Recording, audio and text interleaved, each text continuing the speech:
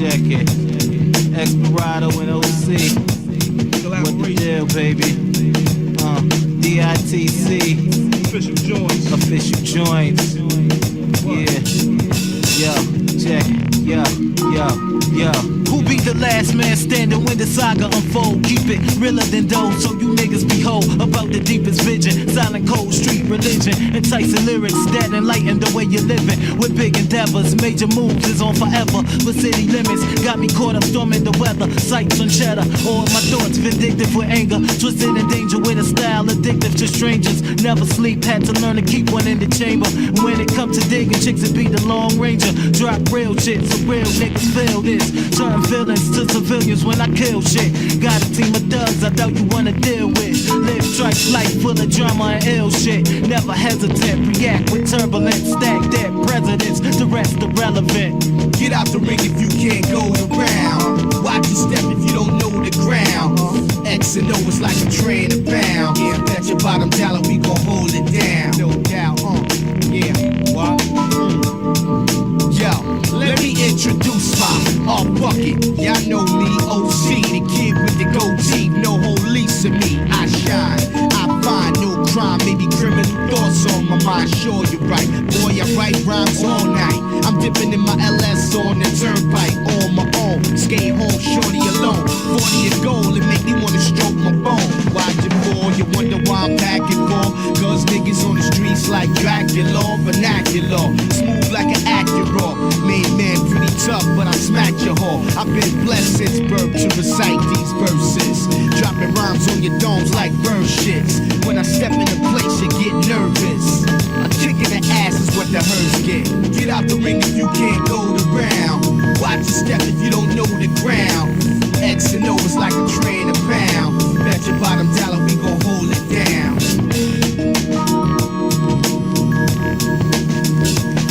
It's that official shit, only the realest shit I'ma hit you with. Get you lit, niggas they feel me like a pistol grip. Hollow chips, been through the drama, ghetto novelist. Played the low, learning the ways, now I'm locking this. Played it slow, peeping the scenes, the metropolitan politic. With larger cats to live marvelous nights of sinning. Been wrong right from the beginning, my life's my witness.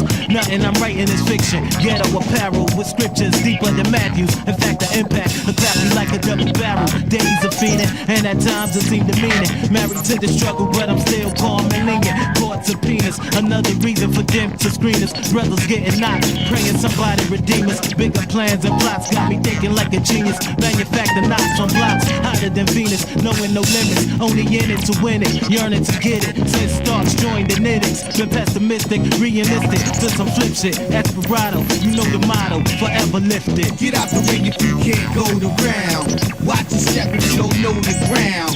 X and O is like a train of pound. Bet your bottom dollar we gon' hold it down. Get out the ring if you can't go around. Watch your step if you don't know the ground. X and O is like a train of pound.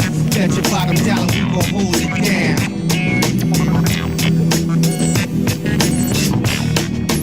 Esperado, you know the motto, forever lifted. Get out the ring if you can't go around. Watch your step if you don't know the ground. X and O is like a train of pound. Bet your bottom dollar we gon' hold it down.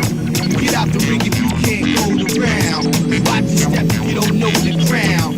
X and O is like a train of pound. Bet your bottom dollar we gon' hold it down.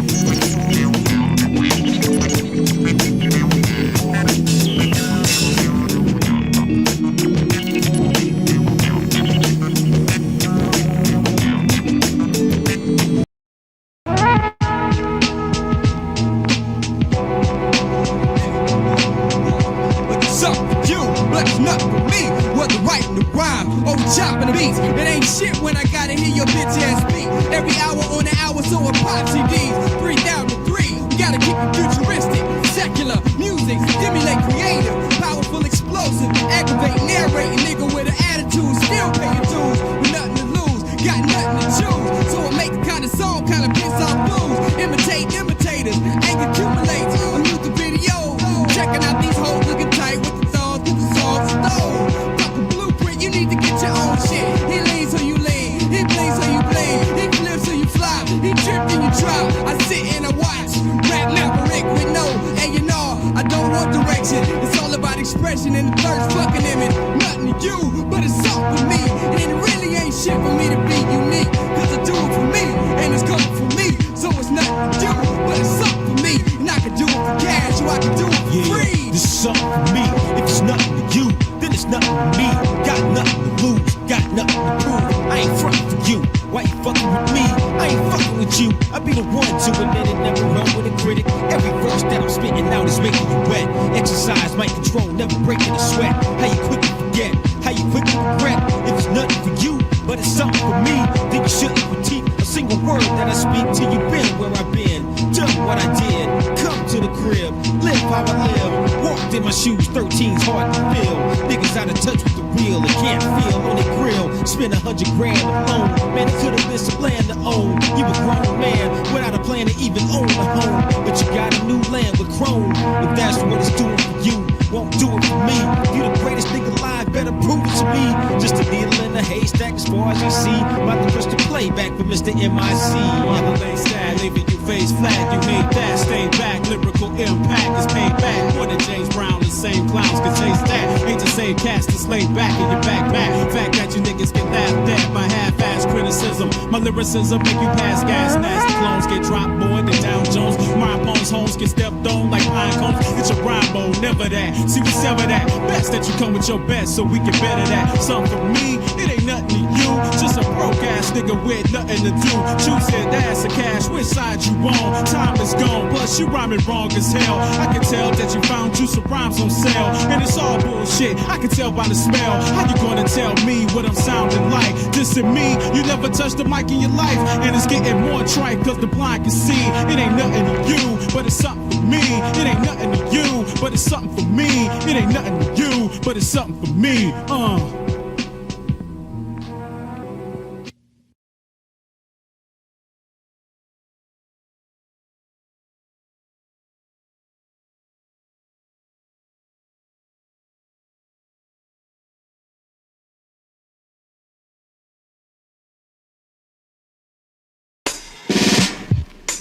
Welcome to counseling for the poetically impaired. You will need to facilitate, embarrass, and rehabilitate. It's cold that I contact my convoluted constituents. Come on, cop.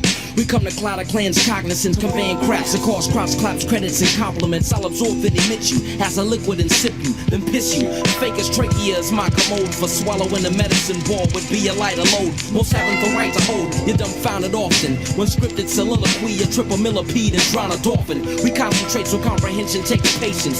Feats to keep a genius out of sync like a clean dish. Take him off of his dean's list. Jakyle testify, I came in the pics and stayed in the mix like the letter I. Solidified teams, ravines, and molecules took flight. Now that you're sweating, I know what estrogen looks like. What I invest in, compressment in the chessman. Defining me is kinda like the 27th letter or better, mega.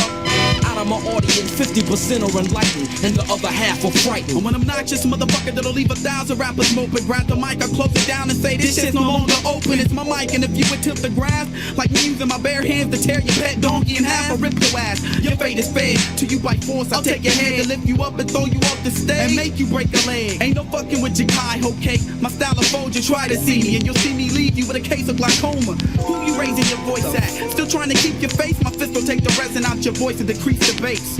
You fucking with me only proves that you're a bold fool. Your style was like adult education, cause it's old school. You last time, I crashed your computer style like my name is Mike K, I'm here to shut your ass down. And the skill is what you think you kicking? I'll assure you chicken that your skill is non-exist. Like fat-free chitlins. After I'm done fucking your girl, you can defend your honor. We can have a freestyle contest to win against your mama. We all know that you a virgin who ain't been sticking like a farmer who's angry with his poultry. You choke your chicken. Keep trying to walk your talk, let's see how long you maintain. I paralyze your cerebral cortex and make you a lame brain. Pimps, players, gangster rappers, you and your bland whores. I knock you out the box like a homeless nigga's landlord. I'll designate the place to battle. You'll be too frightened like Clash. The motherfucking bitch ass Titans. Nigga, get off the stage, your rhymes are too vaginal. I throw a punch to your spine and have you walking diagonal. So who taught these pussies to speak when I spoken to? You concentrate on rap, nigga, I'll concentrate on choking you.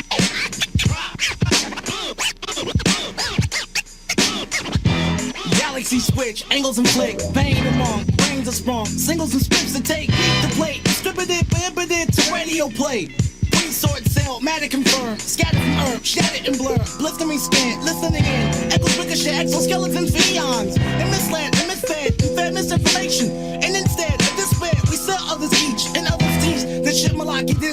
flip the bitch to floppy and marketed to cut the major artery and main muscle. My brain tussled aquadoxial orthodoxy sort of mingled.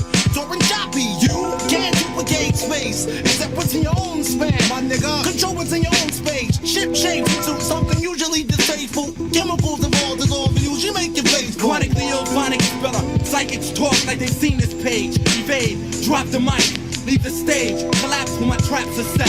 Or we'll make an exchange. Will I catch rat, you can catch your breath. Megahertz, a 9-letter word for omnipotence. Your special bland brand of bullshit got me open to dish you and whoever you're close with. Your label's interested? Okay, but I got demands. I want the ocean. Then you throw off the highest cliff in Congress to pass a law that everyone must buy this shit. When contact with Einstein was made, I provided wins. While you got the mental strength of 5 minus 6. Everything I've learned, I apply to this. So unless you've had a brain transplant with me, don't try and dish. Don't bite my shit, turn and claim the type on my click. Only thing we got in common is we're both riding my dick. And not until now have I seen such a strange kind. So full of confidence, yet so full of shit at the same time. Give me the deck, fuck pulling your cards. I want you to fuck up, so I can tell you how stupid you are.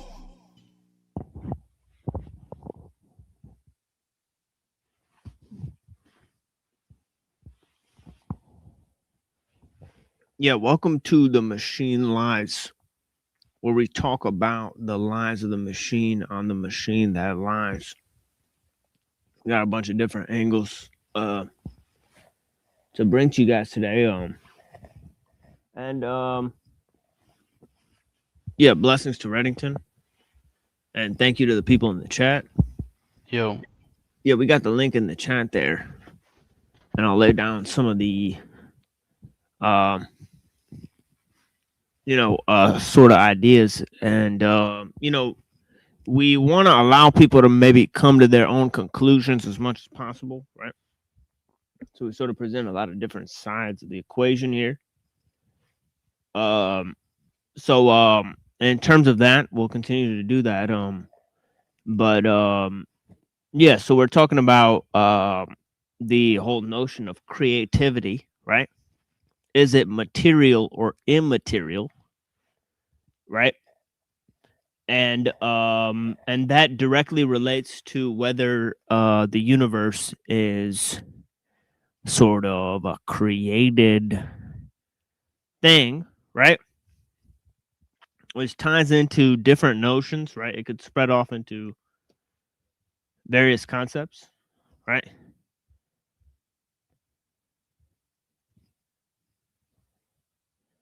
Right, about how the universe was created or molded or shaped, right? But there's also the whole idea of the eternal aspect of nature, right? If the universe was not created,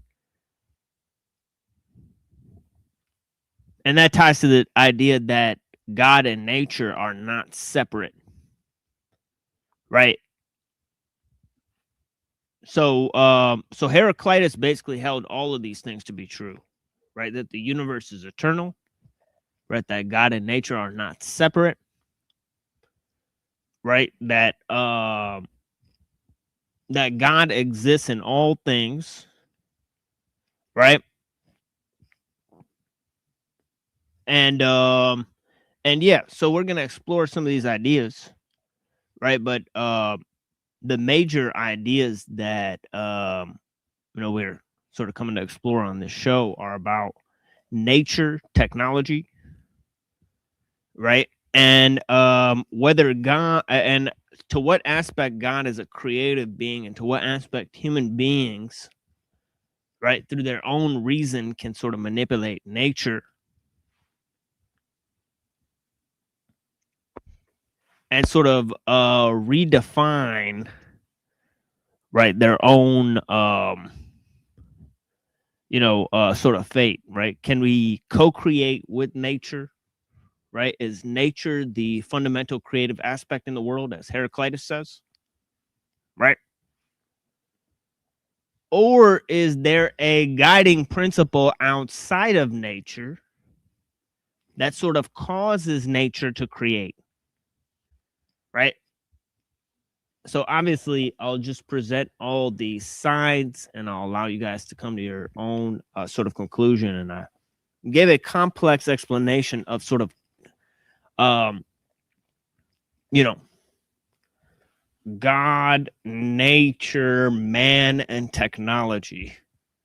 Right? We sort of think of technology as this thing that comes out of man, right? In the colloquial sense, right? And we think of sort of man as a sort of thing that emerges within nature, right? In the colloquial sense again, right?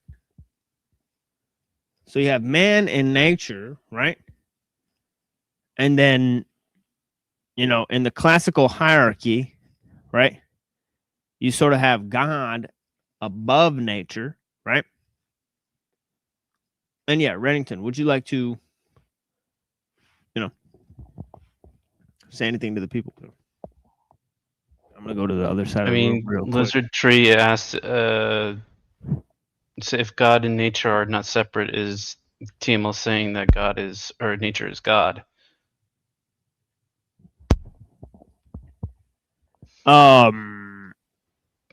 Yeah, that's what Heraclitus would say, definitely, right? And He is, Spinoza, right? yeah, I think they're both sort of following this idea, right? And they're sort of proto, like, you know, obviously, like Spinoza's like a neo, and then like Heraclitus is like proto Stoic, right? They have Stoic tendencies, right? They say nature, they talk about fatalism, right? And they sort of talk about how nature and God are sort of the same principle, right? So In I didn't essence. mean to flip that. You're about to go to the other side of the room or something. Oh yeah, sorry. If I were to answer that question, I would say no, not necessarily. Nature and God, it also depends on how what is defined as God. So right there, you have to figure that out. And if it's not nature, then obviously they're not the same thing, but they're not separate. So if they're connected, there's you know, there's overlap, and everything's connected one way or another. So that doesn't necessarily mean everything is the same. But God could work through nature, and nature could, and nature, we're a part of nature. So, and got a phone call. Sorry. Yeah, but you know,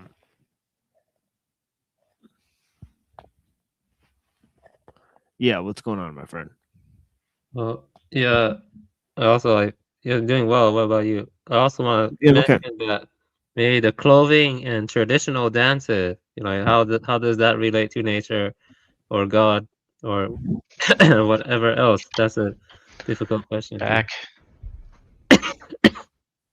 Well, You know, I'm most talking of about, the art is religious, right? I say like you know, art started out religious, right? Like the whole art for art's sake, right? That's sort of like a postmodern conception of art, right? That art should be done to explore, right? That it's an end in itself, right? It was usually part of rituals and you know, and all Like that sort of pagan let me religions and let me stuff share something for that. before the main organized religions of today, I guess.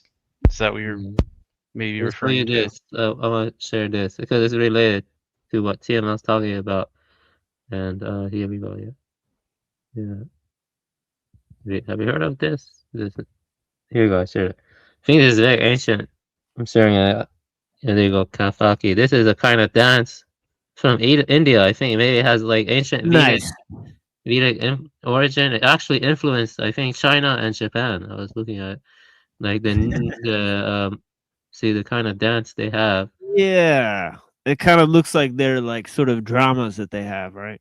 Yeah, the Yeah. dramas and the theater, and also the from Japan. There's a kind of theater called, I think it's called, yeah, this one here, Kabuki. See, it's actually influenced that. Yeah, I know about this. Yeah. This is ancient too. Yeah, this Kafakali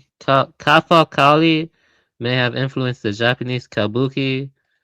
I mean, so yeah, and the Peking opera of China too. Yeah, that one has ancient origin too. You see here, yeah. So of course, the Europeans have opera too, which has a kind of more transcendental character too. So, they kind of Yeah, they have different forms within the Greek, like classical, like theater, like they have like tragedy and comedy, right, or something like that, right? So it's sort of reminiscent of these sort of masks, Oh, right? oh There's like a happy mask and like a sad mask. You yeah, know? oh yeah. I wasn't sharing when I was doing that. Let me share again. My window. Yes, sorry about that. I just yeah. What the hell is going on here? Yeah, maybe this is just better. Yeah, yeah. There you go. Now I can share it better. Sorry about that. Yeah. So you can see here this is the kafaki like we were talking about, and you see the art for entertainment, art's sake. What you were talking about. And this is kabuki. Kabuki. These kind of dances, though, I think they are not just mere entertainment. They're also Right. like invoking the gods or Yeah, you they know. symbolize the folk traditions. All right, so yeah, right. Yeah, exactly. This is the neo no theater. Yeah. So looking at some dance. Just yeah, I mean there are different ways you can approach anti-modernism or whatever. So I'm just doing that. Yeah. Yeah, I just want to show some of that and stuff. Yeah. This is the Peking theater. Yeah, Peking theater. Let's go. The theater is pretty cool. Peking opera. Peking opera. Yeah, interesting. This is how people used to dress all the time in ancient China and stuff. I mean, most of the time, people would dress in their traditional clothes. Not many people ask.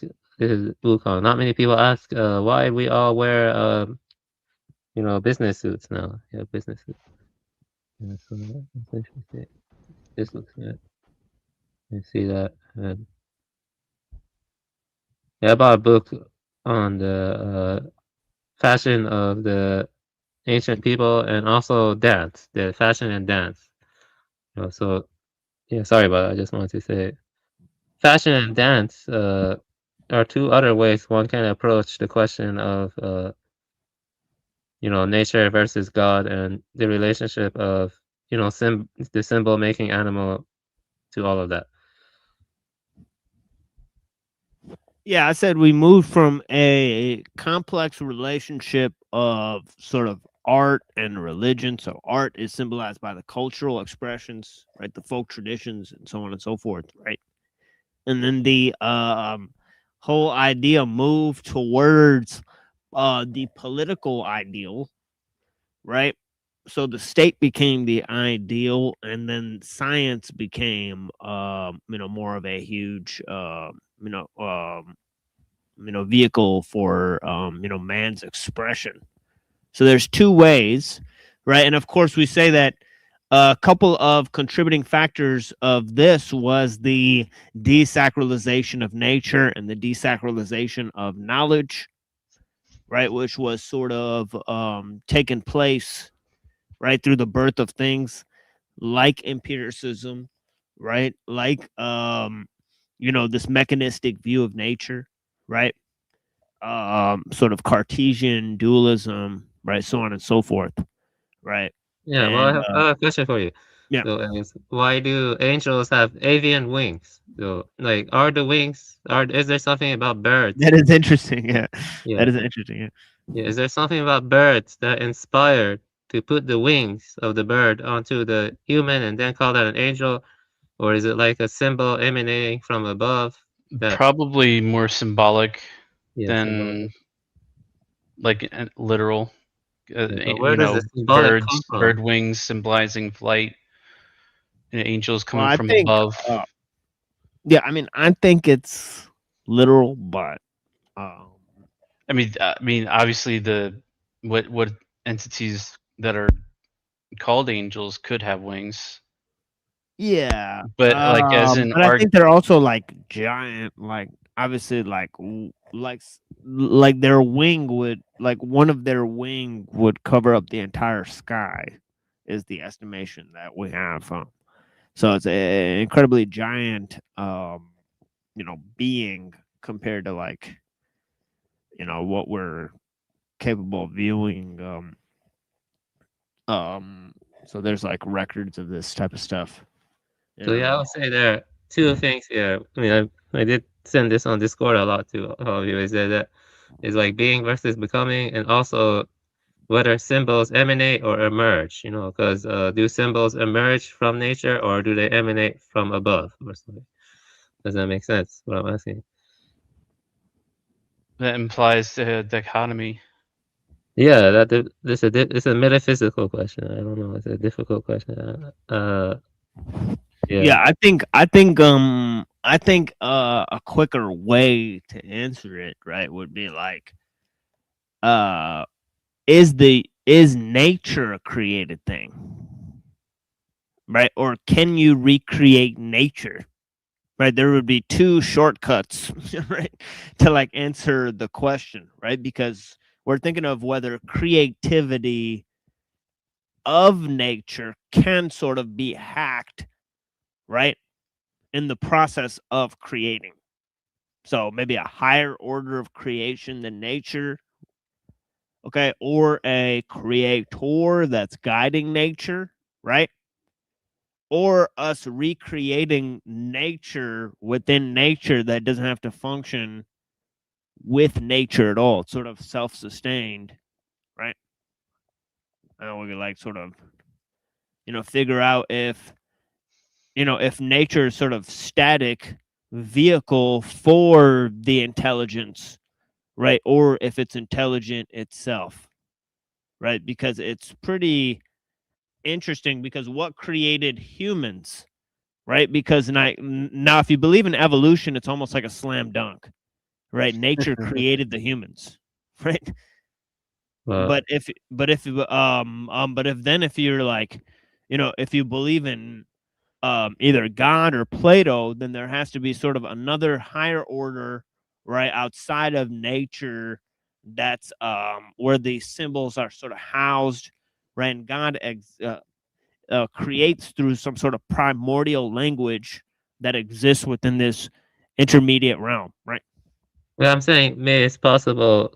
I don't know yet. I'm still reading or whatever, but I'm saying it's possible that evolution is true, but instead, like some divine beings, like Cetos or whatever, or like the angels or something, they came and mixed with humans, and then they got symbolic reference or something. So that would mean after they mixed with humans or the Pasu or whatever, then there was like a kind of gap, where they get symbolic reference, and then there's involution, and there's a gradual degradation over time or something. You could argue that too, maybe, or something like they came from like, I don't know, the higher realm or something. So that's harder to argue again. But the point is that It symbolic. depends, I think. I'm sorry I interrupted. No, it's okay. I actually. Yeah, and then they got like, and a lot of them, they have either angels and Enoch, and then the angels have like, or you have like just a dude with this just straight up just bird head, that like sort of just like and sort of this Promethean figure, right? So I see what you're saying there, but Red, did you have some? It depends. Like, it seems like at least modern science is only, it's too reductionist, so mechanistic, so it's not going to at least take into account yet other dimensions. So if like you have a higher dimension, quote unquote higher dimensions that influence three-dimensional space, then I think it could be both. Like, it could be evolution, but at the same time, the higher dimensions already, it's like creation through intention, like kind of deal, perhaps. Yeah, that can work. So it's a constant becoming, but also being at the same time. Yeah. I actually wrote down a lot of possibilities for becoming versus being. I actually did share it. Yeah. Yeah, you saw that? I think I shared it with you, right? I think you sent them to me. Yeah, those are several. Yeah, if you want, I can share those possibilities with people here if you want to see it. Yeah, sure. Yeah.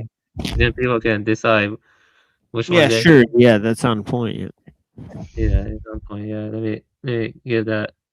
Uh, get the screenshot and then I will share it here. And so here, um, sorry, I don't know if I'm acting on my. Yeah, I've been talking a lot about this sort of concept, and just to cue the audience in, right? There's this whole idea Yeah. of the one and the many, right? Sort of nature and time, right? And sort of being and becoming, right? So the concept is basically, um, you know, like Heraclitus and Parmenides, they both believed in the one, right? But they believed the essential nature of this one was, sort of different, right? So Heraclitus believed the nature of this one thing was like always changing. It's like this ever living thing that's always transforming, right? And so he said that nature is always in like a sort of state of becoming, right? So this is kind of the fundamental point, right? But Parmenides sort of said nature is one, change doesn't happen, there's no time, right? There's no movement, right? He denied all these things exist within the one, right? And he said that there is no becoming, it's all being, right? We're not moving towards anything, right? So so there's this whole argument about which thing Like is a cosmic stasis or something. yeah.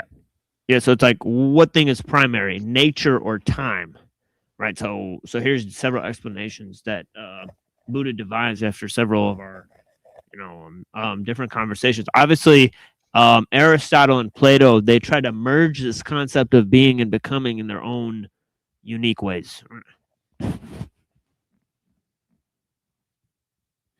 Yeah, I lean towards 4 overall, number 4. Yeah, that's what I lean towards. Yeah, Oh wait, what? I lean towards number 4. Number 4 in Oh no, those. I was kind of seeing like what is this in the chat here in terms of the panel link. I think the panel link is there here. I'll drop the panel link for the people. But yeah, everyone's welcome to join. Yeah, but go ahead. Sorry about that. Sorry to interrupt you. Yeah, I lean towards number 4. Number 4. Right. Yeah. Yeah. We talked about that earlier. Yeah. We talk about a lot of stuff.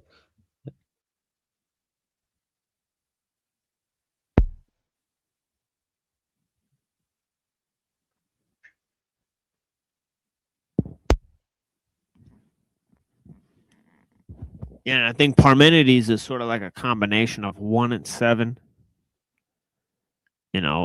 This idea that being and becoming are incompatible. Becoming is an illusion, right? That's a constant theme within the Parmenides, right? Then this notion that the distinction is a conceptual tool, right? So he says in nature, right, when you sort of use perception to think of change, right, that's where you sort of use this measurement, right? So since everything is one, right, you sort of use this pragmatic perception versus this, understanding that there's no change, right? So within Heraclitus, right, his is sort of more nuanced, right? It's kind of like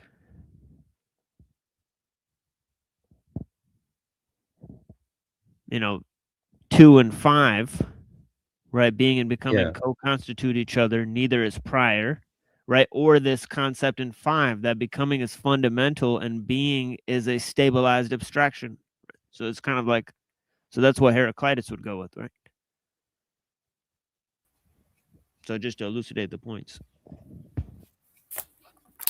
That's right. Yeah, yeah. Heraclitus is 2 and 5, and Parmenides is 1. I think 1, but I don't.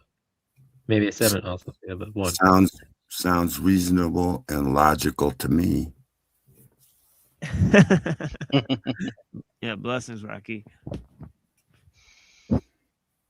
Yeah, let's get up in this like video on Parmenides. You know, I have like this Angie Hobbs video on Parmenides, and then we'll read a little bit of Heraclitus, and we'll see sort of the difference between the two. Right? We have a lot of stuff on Parmenides.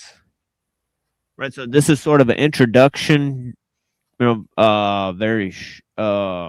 you know, to the like topic here, right? But then we'll go to a bunch of fragments, right, from his you know, and writings about him from the other Greek thinkers, right? So there's a bunch of material that we can explore on Parmenides, right? But did you want to oh, yeah, so yeah, blessings to Lizard Tree, and yeah, and all the people that are here, Browns Boy, and yeah, I appreciate you guys being here with me. I'm gonna go ahead and I don't know how much into the show we actually are, because I can't see the screen because it's kind of like orange, all right? Because I have like sort of the blue light blocker mode. Yeah, blue light blocker mode.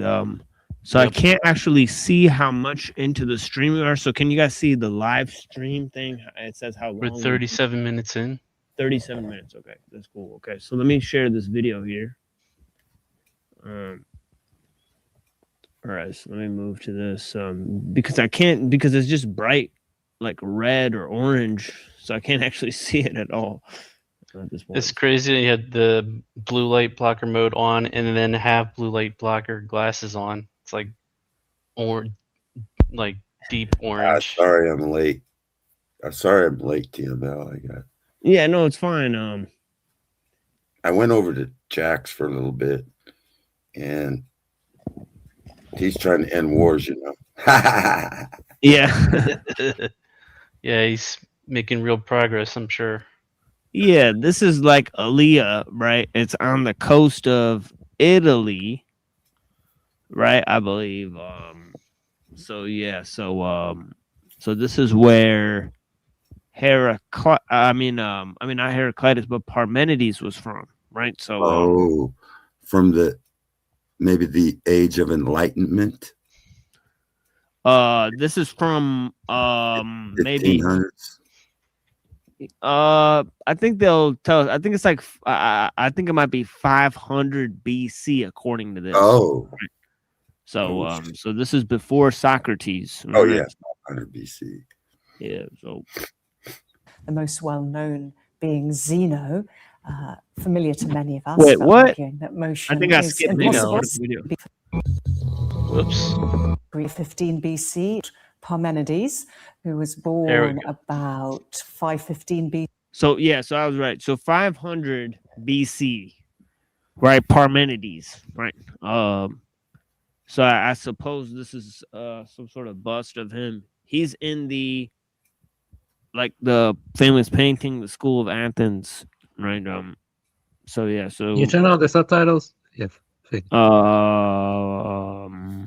Okay, yeah. So it's, yeah, so they do have subtitles. So yeah, so it says here 515 BC. Right? Kind of looks like me. Kind of looks like me. Yeah, he does kind of look like Rocky, honestly. Yeah, let's put Rocky up here. You know, because I think he's like from the same place, you know. So yeah, so you know, it might be one of his ancestors, you know? Maybe. BC. He came from Elia, a Greek foundation in southern Italy, and he gathered a group of other philosophers around him, the most well-known being Zeno, familiar to many of us for arguing that motion is impossible and Achilles can't overtake the tortoise. Now, Parmenides' famous work So see, that's in the school of Athens, right? He's leading people out of the school of Athens, right? Because he's like, he's giving up. Like they're saying, because he rejects the notion of becoming, right? And that you can observe change within nature, right? He gives up the whole search for science and like philosophy, right? So he kind of like just goes out of the door. He doesn't join Plato in his academy. He just goes out. What Achilles can't. what he didn't she mention something about Hercules? She said Achilles. Yeah, Achilles. Yeah, Achilles is yeah. I don't know. I Achilles. think Achilles might be like related to Hercules, or I may be wrong about that. Hercules, I know Hercules was a Nephilim, half human, half god, according to the Greek mythology. He was half human, half god. And so if that's his father, then he would be a full god. Plates or whatever his name is. Old school rage quit. Nice lizardry. Yeah, it is kind of like a rage quit. Yeah, it is. So yeah, so he said motion is impossible, and so he said Achilles can't overtake the tortoise, right? This is one of Zeno's paradoxes, and so overtake the tortoise. Now, Parmenides' famous work is called On Truth, and it's divided into 3 sections: a prologue, and then the way of truth, and then the way of seeming. And of course, one of the questions we're going to be looking at is, if you've written the way of truth, why write the way of seeming? He's a very difficult philosopher. So before we look at what exactly he says, I want to find a way into the topics he discusses by asking you to think about 2 sentences. The first is, nothing exists. And the second, nothing does not exist. So I want you to think about these sentences for a moment. And so basically, Parmenides denied the existence of nothing. Like the Nike poster, right, with Muhammad Ali, where he's standing over the guy and it says "impossible is nothing." It's like a famous poster, right? Or the phrase by Nike, "impossible is nothing," right? It's chronological. They think in chronological. Both of these have to connect somehow chronologically, and that's logic and reason, chronological thought. Yeah. But what he's trying to say is, like, from nothing, nothing comes. So he's saying, like, nothing does not exist, right? So he's saying, like, there's always gonna be something, right? Whether it's God or nature, right? It's just gonna be something that exists, right? So he's denying that, nothing is a real, idea, that can be conceived. Well, that's right? true. That's true. Yeah, he said you can't perceive nothing.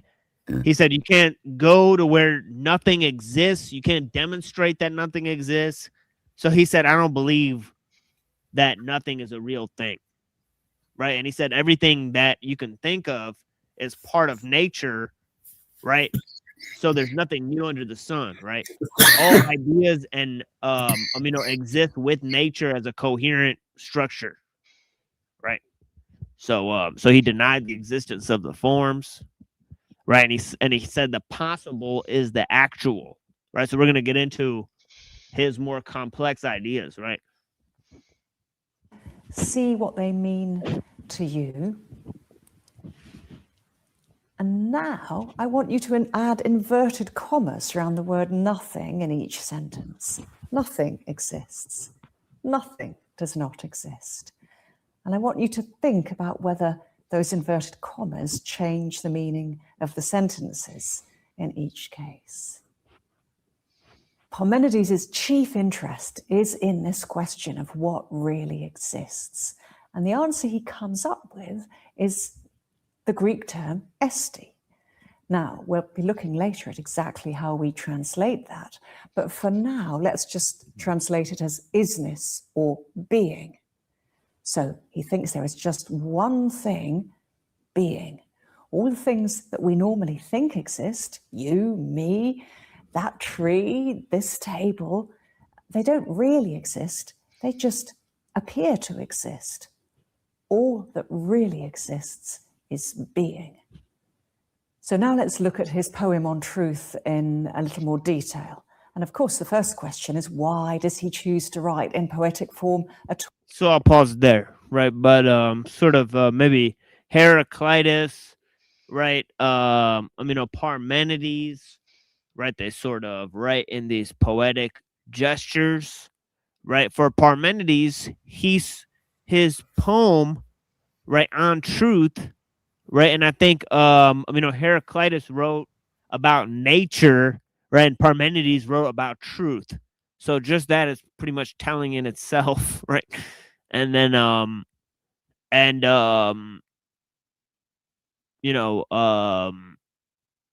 but also, right, this poem was sort of like he talked to like some sort of goddess that like unveiled this secret to him, right? So it's sort of like this interesting interaction. If there's a God and then he existed maybe outside of our time, existed outside of time, space, and material. And so nothing existed as far as we're concerned, but God always existed outside of time, space, and it's philosophy. The Bible doesn't make reason or sense. I think it does, but I was about to say, Rocky. I think it's reasonable and it makes logical sense also, but it requires faith. Scripture requires faith, which is I'll explain faith to you. It's a non-meritorious means of perception. It's not based on your merit that you learn it. Whoever tells you, if the Holy Spirit tells you something, it's not based on your merit. It's by faith. So it's a non-meritorious means of perception, which means you can't take no credit for it. It's only given to you by the Holy Spirit through faith. Because without faith, you can't be saved. Jesus requires you, for salvation requires faith. It also requires faith for the non-meritorious means of perception. Logic, reason requires you to be smart. It requires you to have some skills in logic and reason so you got to be smart. But faith comes by hearing. There's a lot of I guess the biblical view in this, because a lot of the argument about nature being created, because they'll sort of say that nature sort of popped up right out of nothing, right? So Parmenides is denying that that's possible, right? He's saying that that nothing does not exist, right? So if you think of if you could think of God as being like sort of the totality of existence, right? Or maybe greater than or maybe greater than nature itself. On the gap theory. Have you ever heard the gap theory of the Bible? It's verse 1, Revelations 1. In the beginning, God created, Genesis. period. That's the end of that sentence. In the beginning, God creates the heaven and the earth, period. Exactly, right. And then the next verse says, the earth became void. In other words, he made it void. It was already there. He just made it void. Which version says became? So yeah, it existed, but then he recreated it in 7 days. Is that 1,000 years? Who knows? Yeah, so this guy's pretty smart, I guess. Yeah, there's no way nothing can exist. Nothing. There can never be a nothingness, everything nothingness, bullshit. It's like there's cause and effect, there's God. Right. Right. Void comes close, but not even the void is nothingness.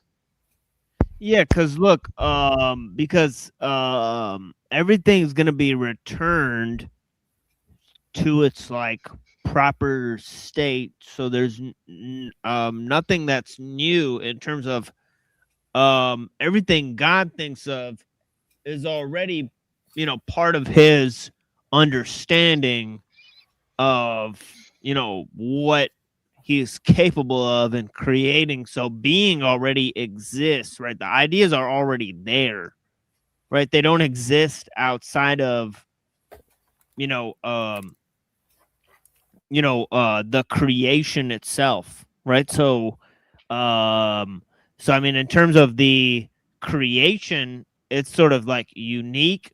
So you could say nature is in the state of becoming, right? But that becoming is sort of just mere perception, right? So because there's something greater that exists that encompasses the entire thing, right? I mean, there may be some ideas here that gel, right? Despite the goddess, you know, references or whatever, right? So, Like men have a nature towards lasciviousness or lust. Some people are lustful. Nature, sin nature. We call it a sin nature. Humans are born with a sin nature. And yeah.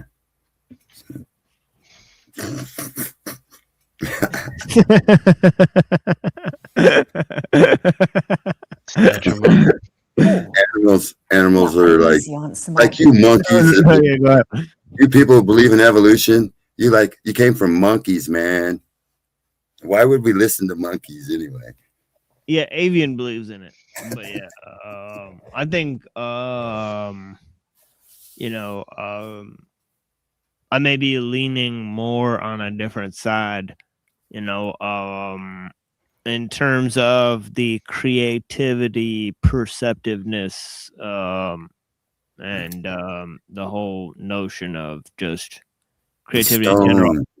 Yeah, I don't know where Reddington's at with that. Right, so I don't know. If evolution is a thing, it's probably not. Wouldn't say we came from monkeys. I think it would be something else. Yeah, like dolphins or something. Dolphins, possibly, or just a proto version of human. It's still human, but not like Neanderthal or any of that. But I think there was two creations of men. That's the cornerstone, the capstone. That's the capstone above my fireplace. I get the reference. Right. Anyway, I believe that there were two creations of men. Men were created and they were told to go out and multiply. And then Adam came in later, and he was after men had already been created. And while he was being put in the special place for the garden, so he was in a special garden, but he was informed. He was informed with the information of good and evil, like formed. He was formed in the garden, but the men out of the garden had already been. They were with, like, right after the animals were created, there were men created, but then God implanted Adam to be God's representative for man, and then he got the formation, right? He was formed, therefore he got the information, because formation comes from information. And so he got the information, and he's supposed to go out and spread it with the rest of mankind when he got out of the garden, but he fucked up like man fucks up. That's the nature. See, the old sin nature is lust. See, Adam lusted after the flesh, and therefore he fell. And so it's just the nature of man to be a sinner. And that's why we need Jesus. He's the rock that comes down and destroys the wicked. And I'm telling you, it's gonna happen. So fucking, you better find Jesus, motherfucker. Anyway. Well, what do you do with the? I think it's in 1 Corinthians 15 where it talks about how in Adam all die. Does that In include Adam that all separate die. humans, or It says that it comes through. So it comes through the sperm. That's why Mary, she just had the egg, because it did not get the sin of right? But I'm Adam, because asking it comes. in context of Look those at other sperm. It looks like a humans little we're talking about. parasite. Doesn't it look like a little snake? It looks like a little snake Yes, attacking the. Reddington. In Okay. context, through one man, everyone dies. Because it's in the sperm. It's the nature of man is in the sperm. So that's why Jesus didn't have that nature. He was able not to sin. He was able not to sin because he didn't have the imputed DNA, the little sperm looking serpent thing that attacks the virgin egg. Therefore, call it what it is. It's a parasite. It's okay. Yeah, it was a fucking parasite. Yeah. The parasite. Damn. Satchel. So when they ate from the tree of the knowledge of good and evil, they ate a rotten apple, and it had a worm in the motherfucker. And take it however you may. Who ate that worm was affected by Satan. You should be seeking this knowledge to expose evil. That's something Christians are supposed to do. We don't seek knowledge. That's Gnosticism. Okay, that's just my side of the story. So the rock, the cornerstone, the capstone, that's old. That's millennial reign type shit. That's when Jesus ruled the earth for 1,000 years, and he ruled by a sword, and they're hiding it from you. They said it never happened. Jesus never came back when he said he would, but he already came back. We're in Satan's little season. Read Revelations chapter 20. That's your assignment for the day, women and children and men and women. Why is it people your age constantly sound like a broken record? Broken record. Broken record. Not just people his Let's age. just be it's respectful. Plenty to of people. Rocky. But yeah, anyways, I'm gonna move to a little bit of music, and then we'll go to some of the things. But yeah, thank you for joining Rock E and Lorp and Avian. Right. So yeah. So I'm pretty sure me and Reddington have been here since the beginning. So yeah, blessings to all the people that are watching. I'll play a little bit of music for you guys. You just tell me to shut up whenever you want it, TML. I'll shut the fuck up. Yeah, it's no worries. I just want to say something. Yeah, it's been pretty chill so far. So yeah, thank you guys for joining. Yeah, getting into the thing, and that's right. Yeah, I think when you get deep into philosophy, the empirical contingent facts are less important because the way you interpret it can change a lot. But when looking at empirical facts, like I've worked in neurobiology labs, right? A lot of scientific experiment. It's true, like that the brain and the evolution makes sense. When you look at it from a very materialistic perspective, but maybe there's a higher perspective. You know what I mean? Like it's more like time doesn't exist, or something like that, and maybe every moment is not connected to each other, or something like that. You get what I'm trying to say? That's or not linear. There's a lot of complexity. You know what I'm saying? It depends on your metaphysical presumptions that can model and how you interpret and frame things. Yeah, I mean yeah, I mean, I think like it's interesting because it's sort of like this, Nietzsche's idea of eternal recurrence. But it's like, I think that may not be either Parmenidean or Heraclitus, even though he was trying to make it Heraclitus, right? I think it just as much kind of sounds like Parmenides because things do not change, right? So, that moment does not shift, right? The road up and the road down is the same, as Heraclitus says. Right, so we're going to talk about the fire, the ever-changing fire, right? And this whole idea about you don't step in the same river twice and all these. We're going to go in depth with the different commentaries on that. So fire and water both symbolize change for Heraclitus, right? And of course we got this whole thing with Parmenides. But yeah, let me play this thing here, and then we'll be right back. Nothing new under the sun, man. Exactly. That's one of the main things, right? The possible is the actual, the same for thinking and being, right? So yeah. Loving my yeah. Mathematics, the hilltop.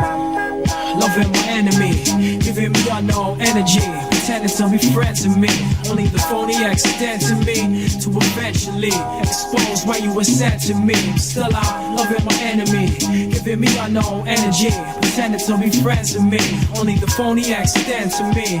To eventually expose why you were sent to me. Racing to be the team on top, the cream of the crop. I'm seeing that the phenom must stop, cause all materials rot. Lost thrust, no betrayal of trust to the just. Together it's us and a must.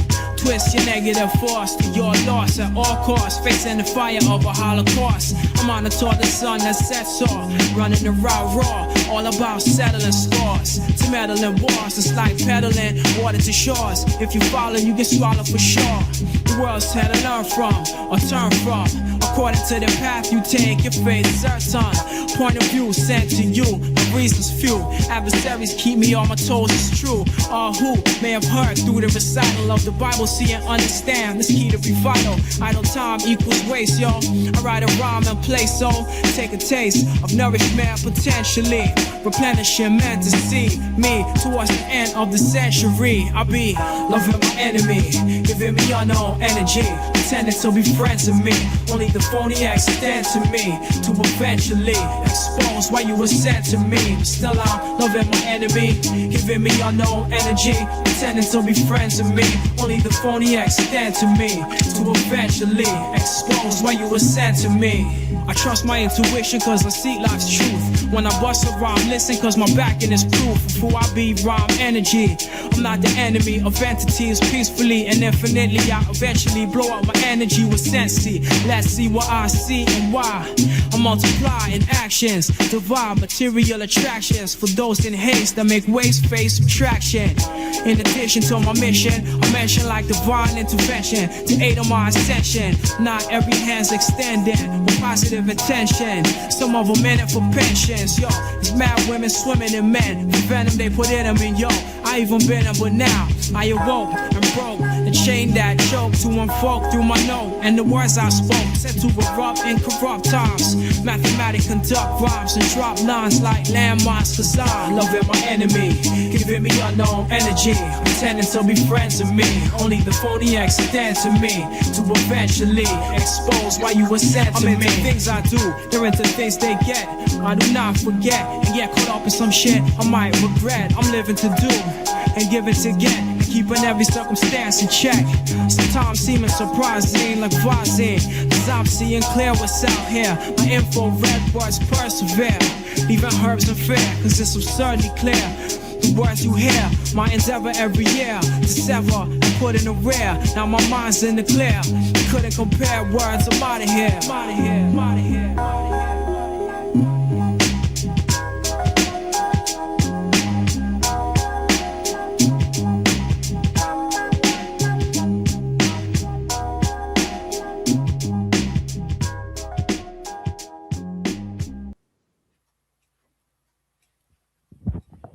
All right, let me pull this thing up again.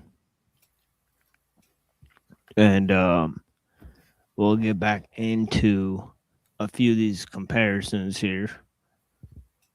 Well, at this time, there is no particular tradition of writing philosophy in prose.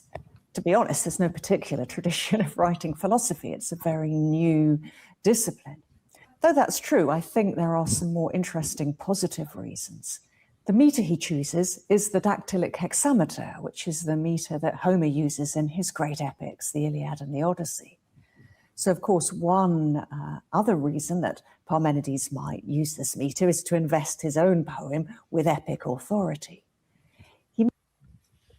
So that's a little bit of a shift from, Heraclitus, right? Who, although he sort of, was a, person that like retired to the temple of Artemis, he like rejected the religion of the Greeks, right? So he famously rejected the writings of Homer and all this type of stuff, right? So it's kind of interesting because Parmenides was sort of ensconced within the society there, right? They also want to create a distance between the author and the literary persona of himself. That I think like he may have derived like the law codes of like Aaliyah and stuff. So he was like in charge there or some shit. He creates within the poem. Now, there's also a third reason I want us to consider. What's that, Rocky? Trying to figure out who this Phil guy is. How do you spell his name? Philosophy? Exactly. No, how do you spell continue our philosophy? discussion. I'm serious. But I'll just PHILOSOPHY.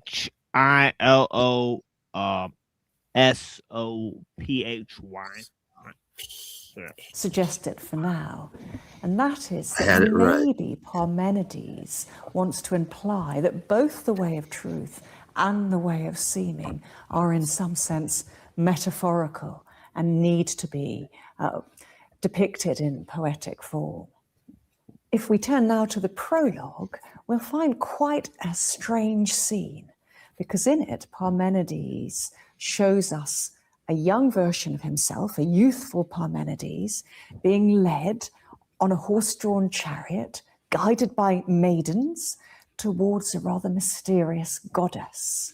So it's about this form. goddess says that she's going to tell the young Parmenides everything. She says, you must learn all things, both the unwavering heart of persuasive truth and the opinions of mortals in which there is no true trust.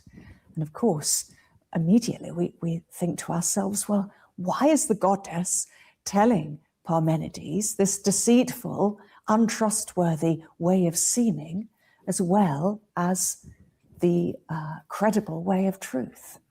And this in turn gives rise to the key question, what exactly is the relationship between the way of truth and the way of seeming?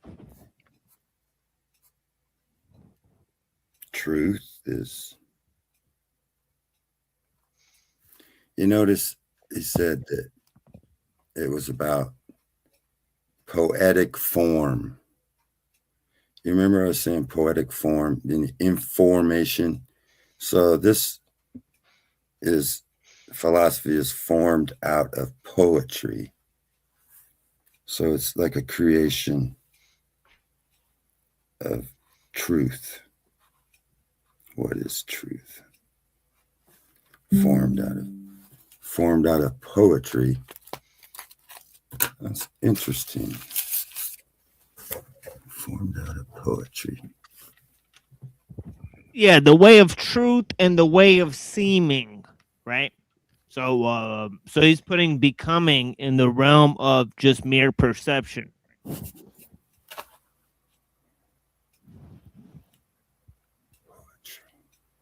So let's now embark on the extraordinary and challenging way of truth. Now, I think that a good way of approaching this is to view it as an attempt by Parmenides to ask how much he can find out from first principles without begging any questions at all. And in that sense, it seems simple. So there's another key difference, right? Heraclitus, he seems to make a lot of references to like water and fire and things in nature, right? Whereas Parmenides, he's arguing from what she says, first principles, right? So yeah. Similar to me to Descartes' cogito. I think, therefore I am. So, the argument for esti in the way of truth. So far, we've translated this word esti as isness or being, but it's time to say a bit more about it. Because literally in Greek, it can either mean it is or they are. Now, that might seem puzzling, but there's one bit of Greek grammar that you need to know, and I promise you it's going to be the only bit of Greek grammar you'll need to know. In ancient Greek, endings. neuter plural nouns take a singular verb. So if you see esti on the page, you do not know whether the subject is singular or plural. So though Parmenides is going to argue for a singular subject, being, he's not cheating. He's not assuming a singular subject by using a necessarily singular verb. So having got that bit of grammar under our belts, now let's go through the argument. The first premise that Parmenides makes is being or not being, isness or isn'tness. In the Greek, it's esti or ouk esti. And he says this is the choice you have to make, being or not being. There is no middle way. You can't have something which both a bit exists and a bit doesn't exist. Love excluded the second middle. Premise he made. Right. He sort of thought of this, and so it's like sort of Zeno, right? So they've contemplated this, right, in advance, and yeah. So previously she said this whole idea of esti, right? It's the notion of being, right? And she said the whole notion of non-being or nothingness, right, does not exist for Parmenides, right? So he's sort of in a way using this concept of esti, right, to say being is, right, or things are as they are, right, so to speak, right? And this is sort of how it's being applied, right, within the various writings. So this is her sort of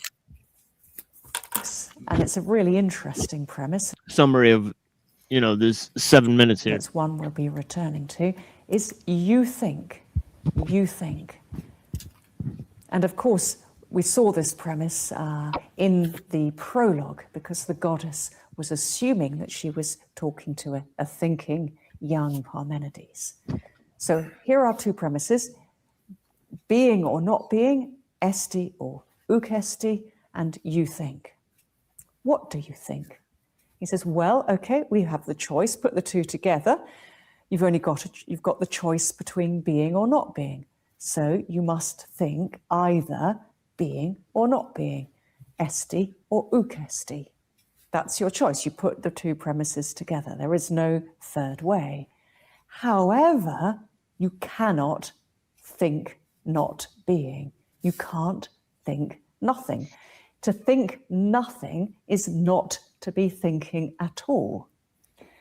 You can't close your eyes and think nothing. Try it now. You can't do it, can you? You're thinking space, some image of sort of empty space or something has come into your head. You can't think nothing. It would be failing to think. Therefore, you think the only other option, which is being something, esti.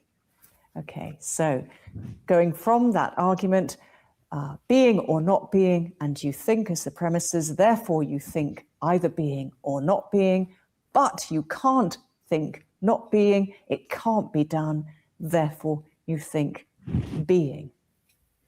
So you see how there's three ideas here, right? There's this idea of not being, there's the idea of thinking, right? And there's the idea of being itself, right? So his whole idea is that you can't think not being, therefore being, right? Yeah, this is Angie Hobbs, exactly, right?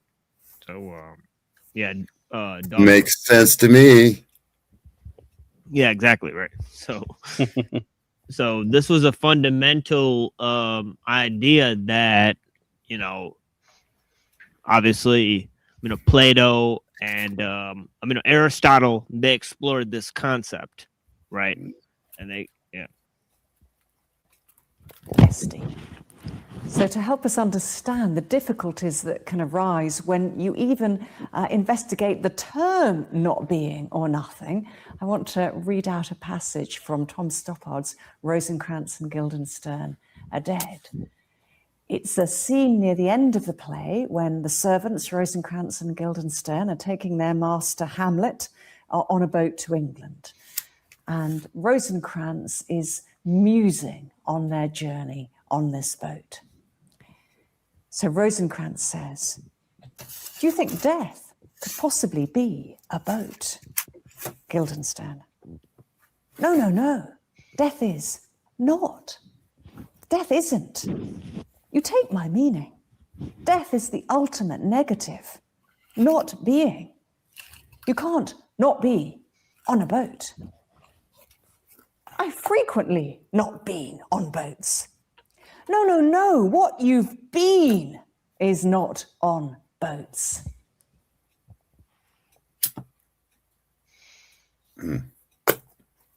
Hardcore shit.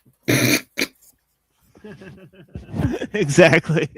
So so let's go to Heraclitus, because it's sort of equally jarring in a lot of ways. Didn't they used to just put it down to I think, therefore I am? Short way to say it. Yeah, and that's another way to saying, like, that's what Jesus said. I am. I think, therefore I am Jack Telcott, Jesus reincarnated. Yeah, but see what Descartes is Kind saying of there. menacing, Rocky. Yeah. Yeah, what Descartes is sort of saying there is that there's a sort of correspondence between thoughts and reality, right? But what what Parmenides is actually saying is a lot more fundamental. He's saying that thinking and being are sort of the same exact principle, right? Exactly. Yeah. You can't not think. I mean, she said just try to not think. I overthink sometimes, you know. Right. So let's get up in this Heraclitus, but let me throw up some maybe a background. What does that prove again? Because me and you can think, therefore what? What's the conclusion? The original idea was like a man that's like hanging in space that can't like he's like suspended on all sides. He can't like touch himself, right? So he can't experience the world, right? So does he have knowledge of his own existence, right, via his thinking, right? That he just exists as a being, like God, without any experience. Yeah. Before God created mankind, was he just sitting around thinking somewhere? Right. Yeah, it's kind of like some stuff like that too. Yeah. Who the fuck knows? Well, I'm gonna ask God for a DVD when I get to heaven. I want to watch the DVDs and shit. Right. Oh, technology in heaven. Sad trombone. Just like history, true history, what the fuck was really going on in the background. Like, just sit there and, Can I get the Cliff Notes? Yeah. It's going to be fun. It's going to be amazing. See how close I was.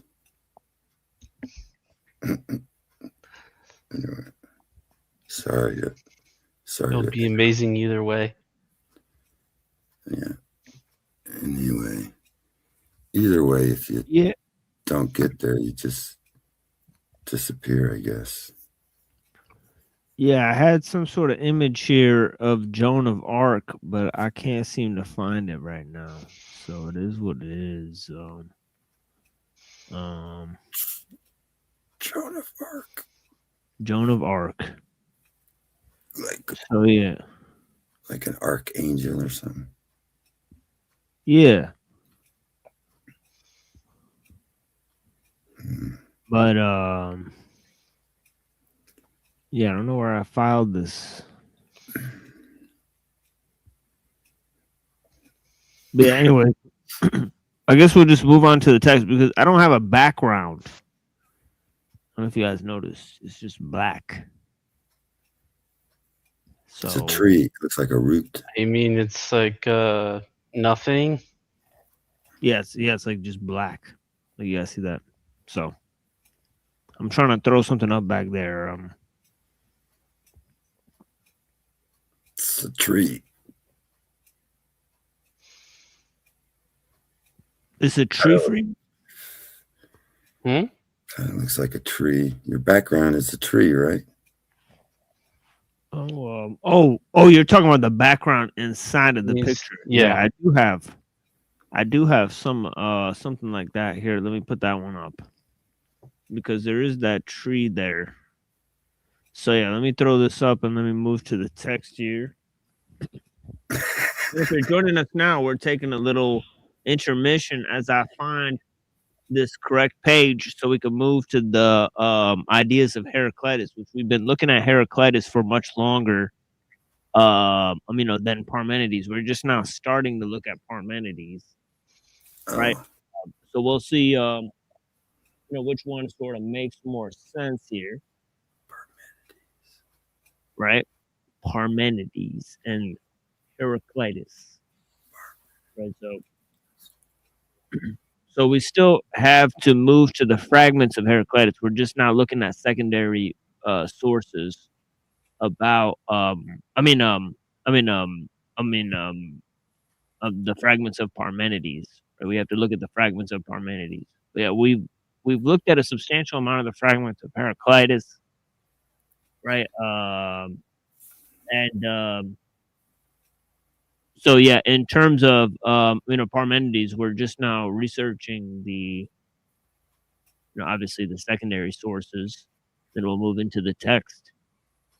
So that is usually how we conduct the operation here. We move through secondary, then primary, and then you guys can go ahead and conduct your own research moving from there, right? If you so desire, right? So he says here the world or this world order, the same of all, no God nor man did create, but it ever was and is and will be ever living fire, kindling in measures and being quenched in measures.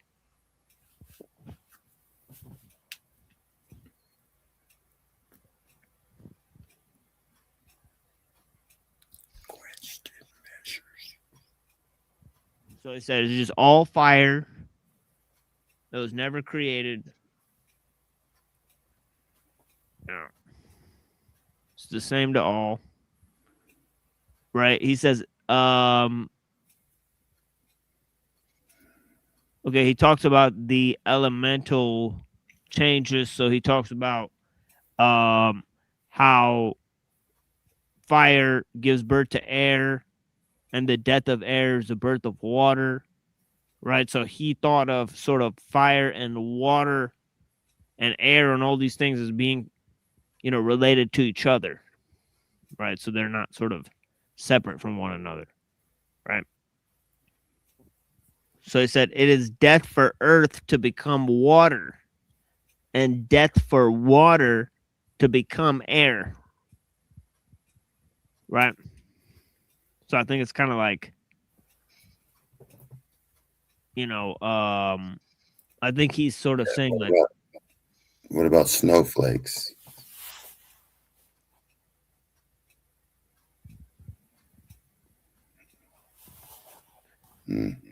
I guess he's kind of saying like the earth is there because like there's like,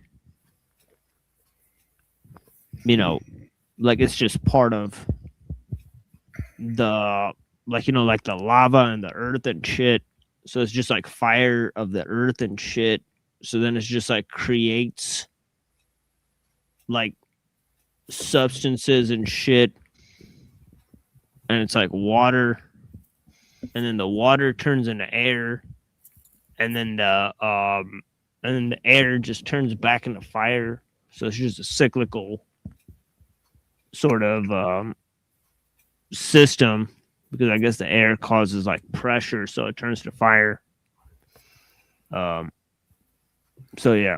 Yeah, like air, like Prince of the Air, you know, like yeah, blow.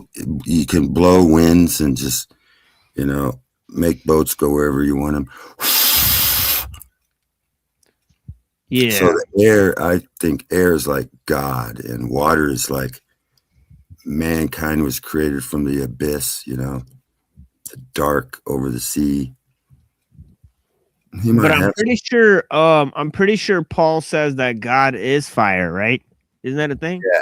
God is a consuming fire. Yeah. So there's like this whole concept that's there. Yet this whole idea of air, right, is like the lowest form, right? Because water dissipates in the air, right? And fire becomes earth, I think, right? So it's like fire turns into earth, then it forms water and then air. So air maybe, so it's like, yeah. So yeah, the Prince of the Air is what Rocky is referencing there. So yeah. It's an interesting also, line. It does say that God is a consuming fire. Yeah, this is all in Paul's letters. So yeah. And this is a guy that's agreeing with it, and he was a great philosopher. Yeah, it is. Yeah, and he also uses the concept of the logos, right? So let's move to. So there's a little bit about this fire, right? This all-consuming fire, right? And he says all things are an exchange for fire, and fire for all things, as goods for gold and gold for goods. And then he says the thunderbolt steers all things. Right, so we talked about that one earlier. The thunderbolt, that'd be like God speaking, like through his trumpets and his thunders.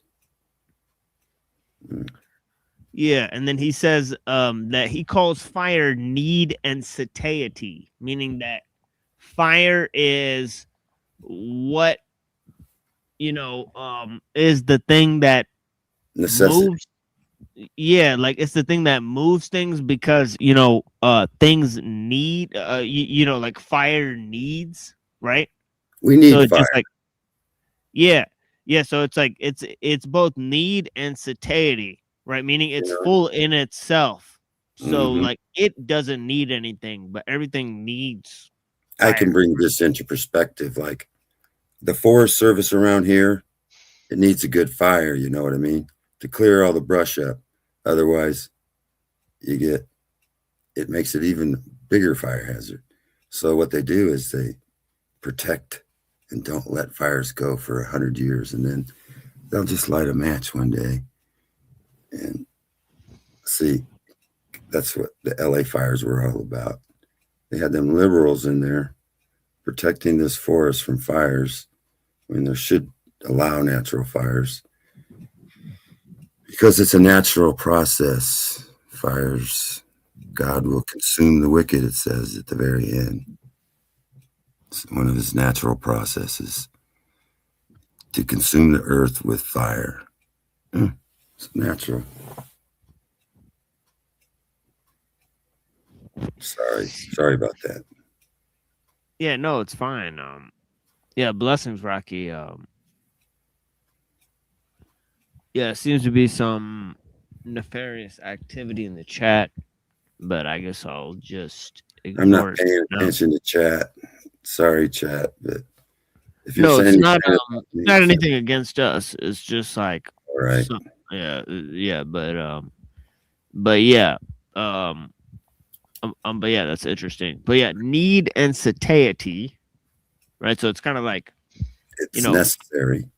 yeah, like fire is like Necessary. curdling, like it's both the agent of change, but it doesn't need anything, because it is part of the thing that's changing, right? So yeah, so it says we must recognize that war is common, right? War is common, right? Strife is justice, and all things happen according to strife and necessity. Strife and necessity, right? Meaning like things are either like either there's conflict or just things are as they are. It wasn't the Greek. It was either tragedy or comedy. Yeah. Yeah, but I don't think necessity is kind of like comedy, right? It's No, more like it's more just like, yeah. I was talking about the theaters, the Greek theaters. The theaters were always it was either tragic or a comedy. Because Yeah, I'm thinking of like war or survival. Like when you're not like going to war, you have to like make a family, like make a house, like make a farm, like grow some food, like go hunt and like get some food, so you have to do all this other shit, right? So there's like survival is different from war, but both things are going on. Like either you have to live with what's going on, or you gotta like somebody's fucking with you. Right. So yeah, I would advise youngsters not to go to war. It's a division. It's just a genocide type way to get rid of both sides. So you oppose the war against Iran?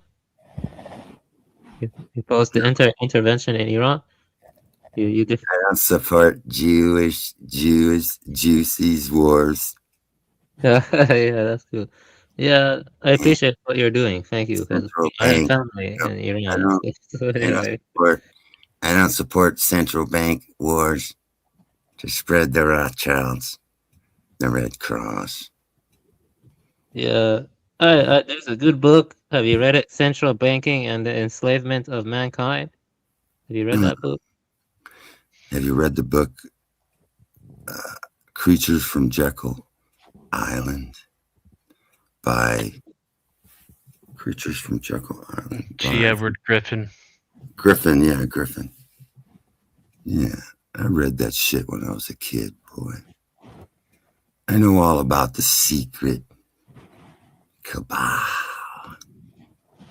Yeah, I actually read most of Lovecraft, though. Actually, I read like 80% of Lovecraft. I could probably pass as one of them. Yeah. Actually, this idea of Lovecraft, right, maybe seems a little bit like Heraclitus, because like Rocky kind of read this earlier, right? This, the inability of the human mind to correlate its contents, right?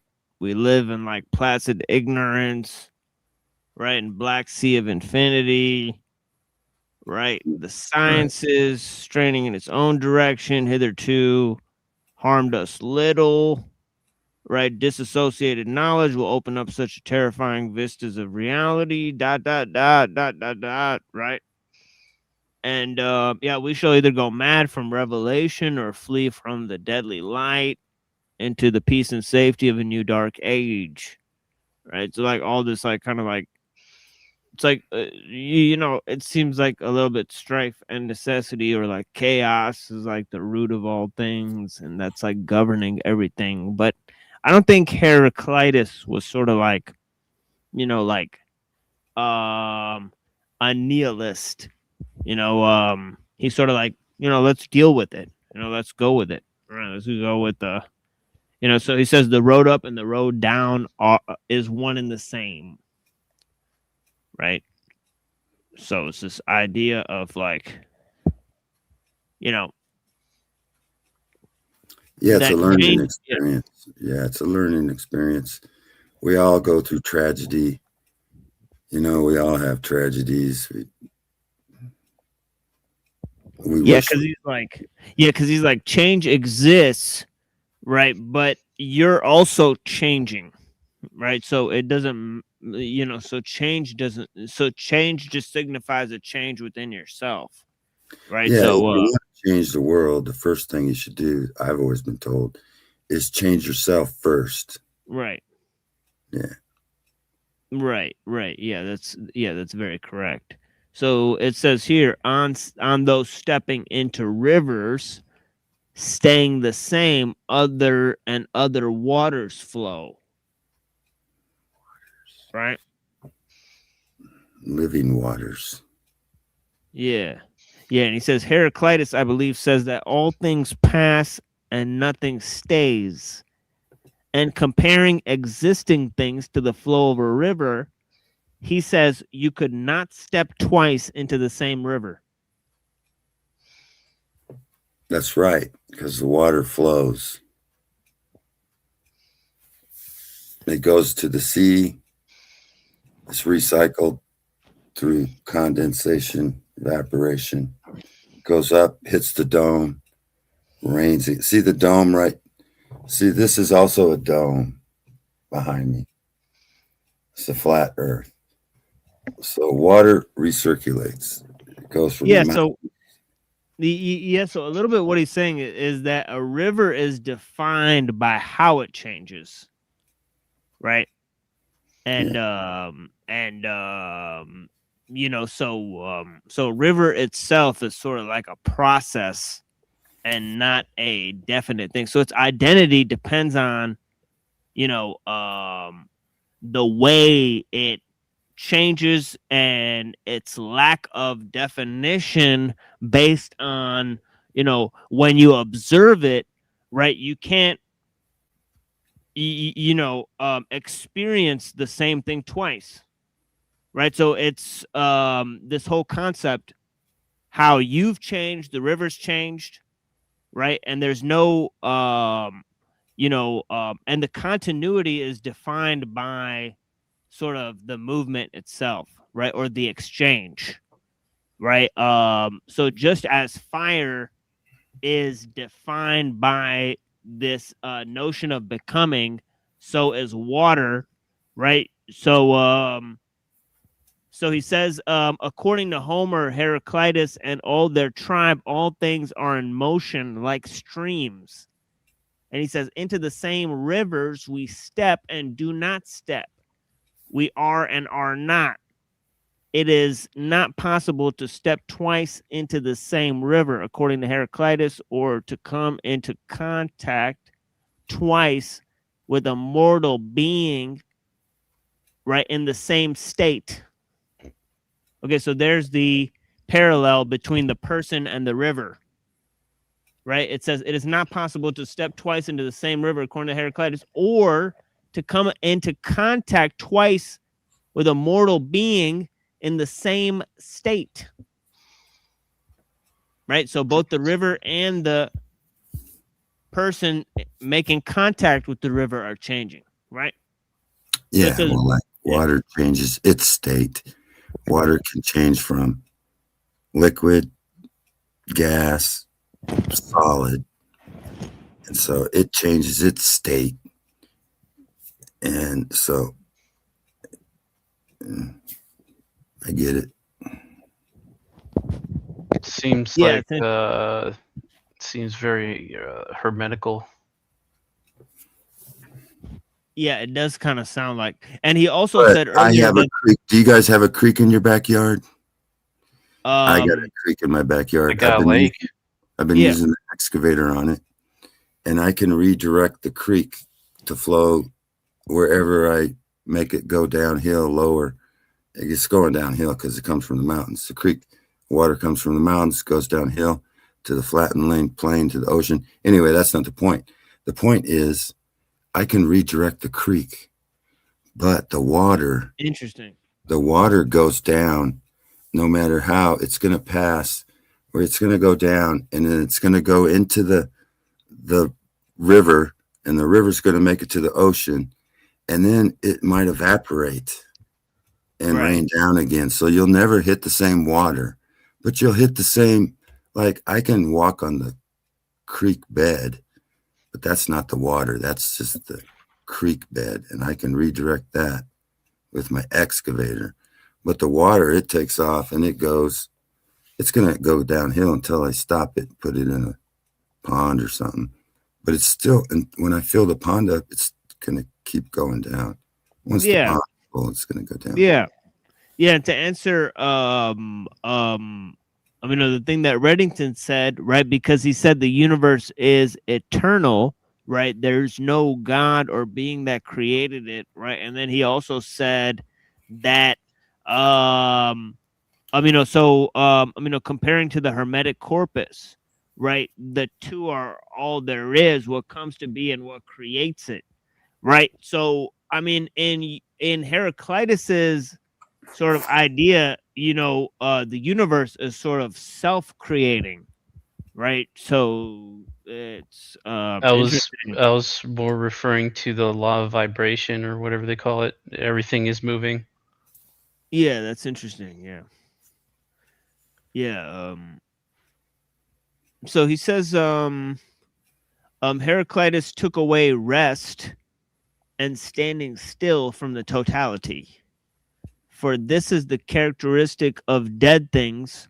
Motion he assigned to everything, everlasting motion to everlasting motion to everlasting things, perishable motion to perishable things.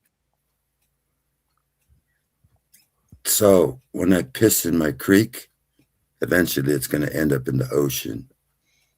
Right. Or in like the cloud as like a merged like piss like chemtrail or whatever. Like or some piss cloud. Yeah, exactly. Like, nano piss. Yeah, exactly. So graphene urine. Yeah, exactly. So so we'll be pissing out graphene chips in no time. But yeah, here's some Heraclitus in the meantime. Blessings to all the people that are watching this. We are coming up to the close of the episode pretty soon, and I appreciate you guys engaging with the content. Right now, drop the link in the chat again if anybody wants to, come through and have a discussion about any of the content. Right, we've been on for quite some time. Right. And I've moved through a lot of different, material. I see a bunch of people here. Shit. Yep. I just got a news flash on my computer. Google Chrome just said money will be controlled by me. Trump announces Venezuela will be turning over 30 to 50 million barrels of oil. So I told you it was a bankers war. Motherfucking just another juicy war. It's cold back here. Okay, thanks. Anyway, did you see that? It just came in over the flash. Fuck. Anyway, see you later. I'm getting out of here. Yeah, peace, Rocky. Yeah, thank you for stopping by. I appreciate it. Yeah. Yeah, thanks for stopping by, sir. Yeah, we appreciate your time. Yeah, I think yeah, peace. Yeah, I was talking to Rock E for a minute and a half today. Right. First on OTW News, then on Neurojack, and his stream, right? Which he accidentally may have doxed himself, so he had to private that one, and he's gonna like edit it, right? And then we talk here, right? So we've talked to Rock E for quite some time today, right? For like 8 or 9 hours. So blessings, Rock E. Dang. We appreciate your time very much indeed. Right? Yeah, he gave an epic rant on OTW News, and then he got into a crazy argument with Lorp. You know, Ruh-roh. yeah. Oh, So what yeah. was the argument with Lorp about? I think some type of Christian stuff. So I think. Oh, I didn't know we were arguing. Yeah, it kind of sounded like an argument to me. I don't know. Oh no, that was just me LARPing, bro.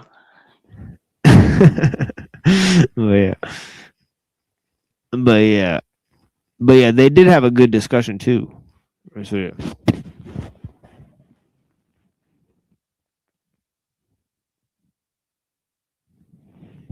But yeah, blessings, Lorp. And so yeah, what do you guys want? You guys want to get in a couple? Yeah, let me read a couple more of these, right? Then we'll move forward with the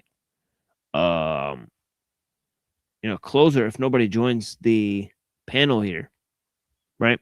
We'll have to just close out the show, right? Because we have no participants, right?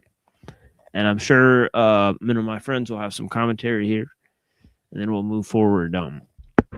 With the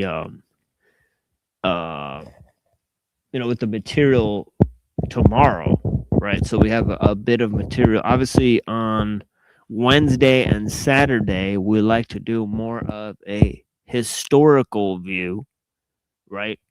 So we go in a sort of a throughout the ages, right, and epochs, right, and explore how different concepts relate through time and a sort of history of transhumanism.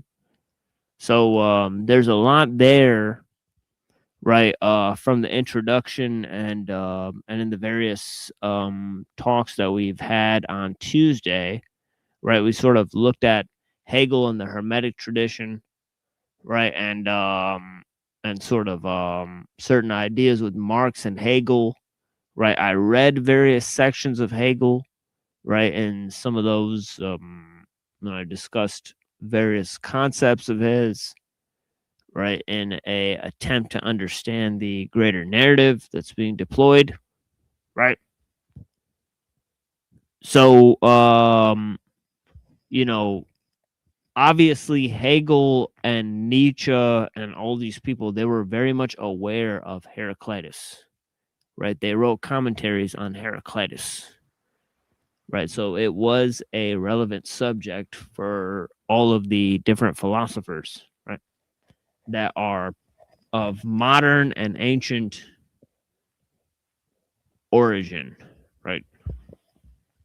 Yeah, welcome to Dom Blessings. Yeah, what's up? Yeah, what's up, man?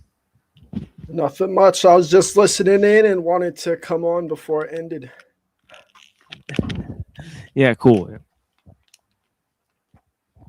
Yeah, if you have anything to, add, please feel free, and Not we'll at this see. moment. Okay, yeah, for sure, yeah. Okay, so we'll see where we're headed here with the different things. So he says collections, wholes and not wholes, right? Brought together, pulled apart, sung in unison, sung in conflict, and from all things one, and from one all things.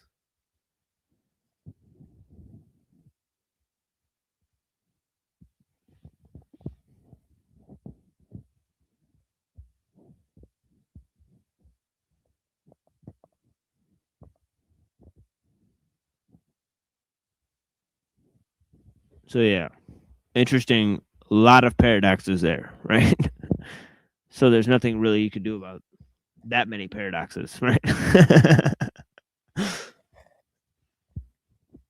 What do you guys think?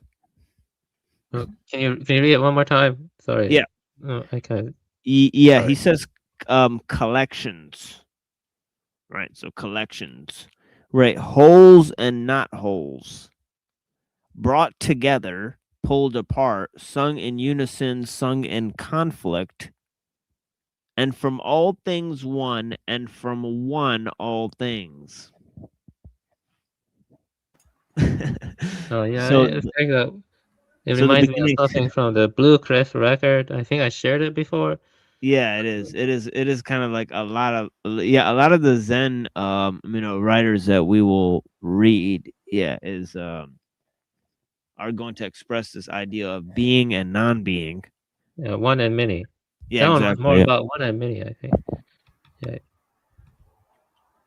Kind of reminds me of like cells making up a body. You know, they're individuals on their own, but together they make up one.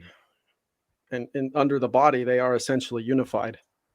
So if you look at the universe as a body, then we would essentially be individuals who make up the one.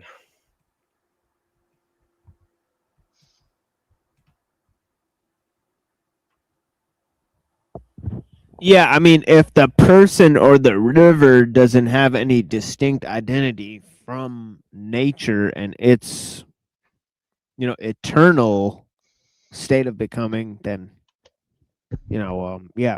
we'd be part of the mix of it all.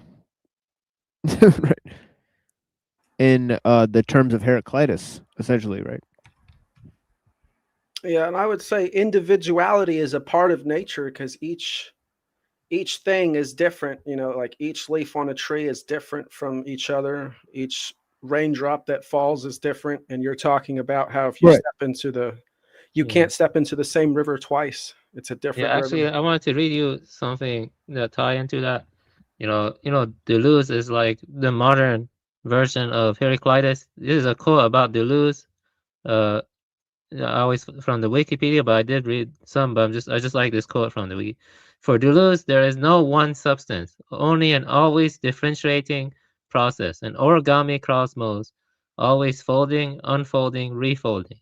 Deleuze summarizes this ontology in the paradoxical formula: pluralism equals monism. So for him, pluralism is the same as monism in some way. Like origami cosmos, always folding and unfolding. Yeah, it's like collections. Yeah, because if you examine the beginning of this sort of fragment, it says in the beginning it says collections, and then it defeats this idea of distinction within those collections, and then at the end it says from all things one, and from one all things. Right, so it's pretty interesting, right? It's pretty hermetic, isn't it? That's what I'm thinking.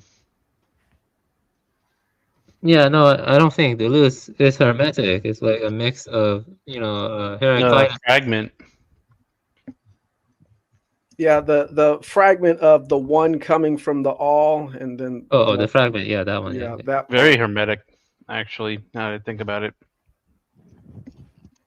Yeah, that one's hermetic. Yeah.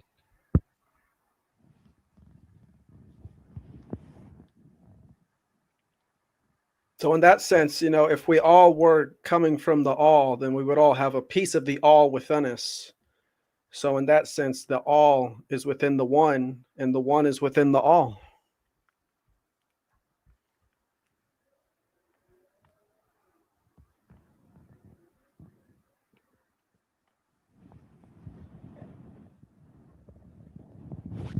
Yeah, it's interesting.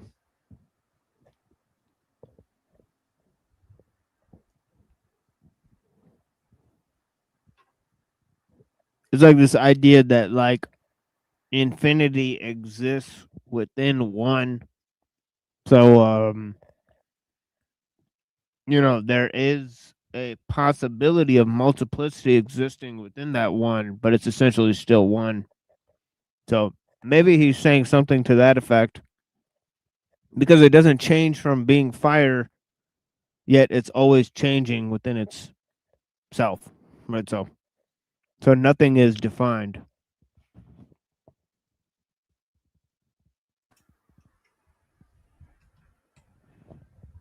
I would say nothing is defined until something is made that can define things, like humans.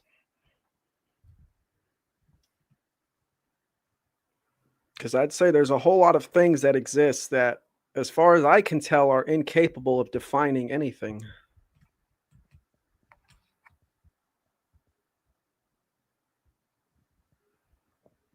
Yeah, that kind of goes to some of Heraclitus's other ideas. He says nature is hidden, right?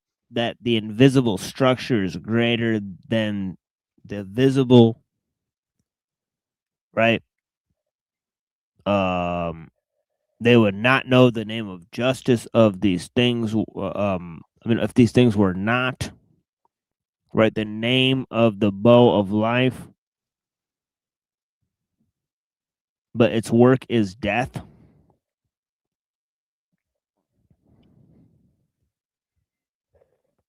They do not understand how being at variance with itself, it agrees.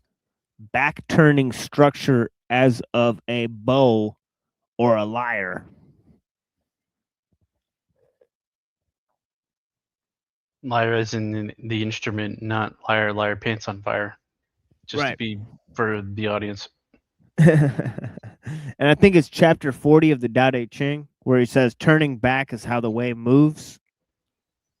Right. So this is kind of this idea, right? He says the back turning structure, right? And I think Lao Tzu also says heaven's arc is like the bending of a bow or something like that.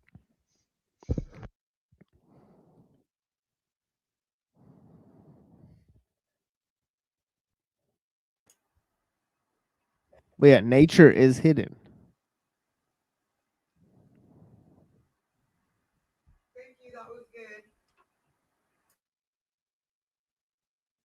So that goes to kind of like a deeper concept, right?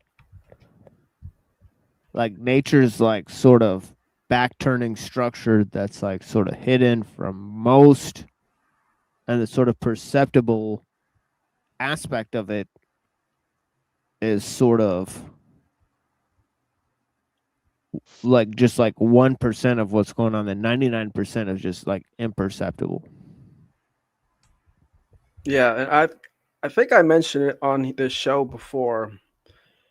You can only experience 0.0003%. I now that's the actual number now. I don't know what I said before. We can only experience 0.003% of the universe around you, and then everything else is essentially imperceivable.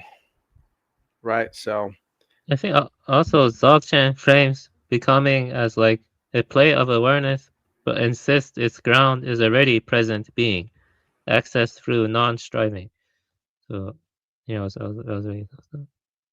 Actually, sorry for interrupting. I kind of that was off. Dzogchen. So access through non-striving. Yeah, that's I posted here. I read it. Yeah, Dzogchen. And maybe my friend is into Dzogchen, and he actually sent me something about. Let me see here. This is from Dzogchen. It's from Dzogchen. I think that's what it's saying. Here you go. Dzogchen is popular among a lot of people. I don't know much about Dzogchen, but yeah, this is from you can share this to being versus becoming stuff. Yeah. Can you share the picture I shared or no? Or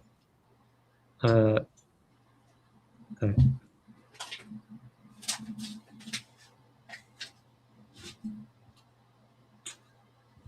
All right, here we go. Yeah. Now the Ati-Yogan, the Yogan of essence, forsakes all provisional techniques designed for straight cause and effect babes on the lesser laddered path, and binds the dynamic of Rigpa that supersedes all clever technique to the yoke of the non-active sky. So I think that's like framing becoming as the play of awareness, but it insists its ground is already present being, access through non-striving. So yeah, that's like, the Dzogchen, which is the Tibetan stuff. Right? Yeah. So it's like, yeah, it's like a stabilizing, vivid experience or energy becoming within effortless, sky-like openness, being, or something like that. Yeah. Yeah, and then can you take that too far to where you sit by the tree and just observe for too long? And now it's gluttony. Now it's actually spiritual apathy and laziness because you're not taking charge with the creative expression opportunity that you've been given.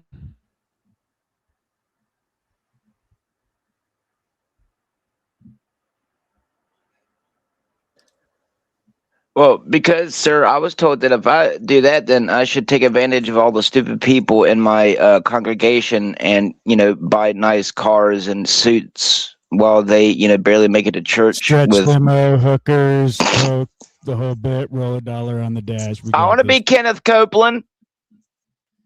He lived the abundant life of luxury, opulence, women with big hairdos and clown faces. Looked exciting. Is he still around, Kenneth Copeland? I Didn't think they throw him in jail for like tax fraud or something? Did he did he finally face the rap? Wow. Something. I forget.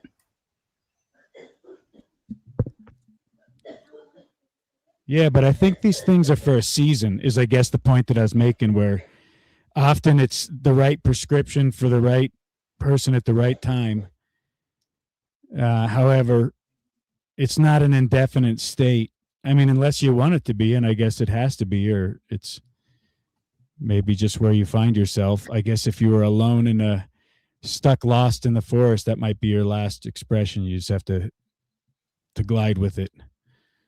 But as far as this realm goes, there's so much opportunity to experience in different ways and make connections, work on different dreams, meet different goals. And, it's sometimes that's looked at as like, that's the negative.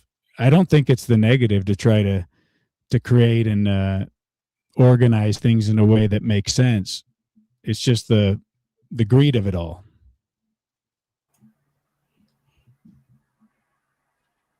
I would say the negative comes into play when other people try to stop people from interacting in the way that you're describing, right? That's where the strife comes in, and that's where it makes it harder to find your way back on the path of what's going to lead to true freedom or the path back towards God. Because when you're out there and causing harm to others, they can't interact in the world in a way that they want to, because that's what harm's all about. Yeah. What about the harm that we're all causing just by participating in the system? Meaning, if we pay any tax, or if we throw shit in a landfill, or we consume in a way that we don't necessarily have to, but we know it's kind of just shitting in our neighbor's yard. Well, that is complacent harm. If you are a supporter of those types of systems, like a taxation system, then you're basically just an immoral person and you're not walking the path. And that's just the truth of it. But, Right. if you're a person who recognizes that it's wrong and you try to do things like, you go work down the street to try and get paid under the table from the local farmer or whatever, those are things you can do to negate that karmic consequences that you're causing. Yeah, and I agree. And I mean, that's the way you've discerned that you absolve yourself of it. And I think that's the critical factor, is that in your own mind, you've measured the consequences, you've measured the action, the cause and effect, and this is how you counter it. Holy shit, I got some planes flying close here. I gotta go check this out.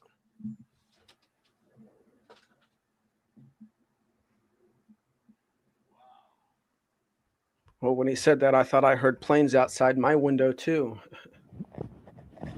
They're flying close, man. They're right on top of me.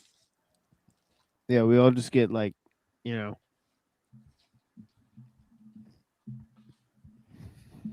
but I live right next to the freeway. I heard that. I was like, oh no, I'm having planes too. That was just the cars.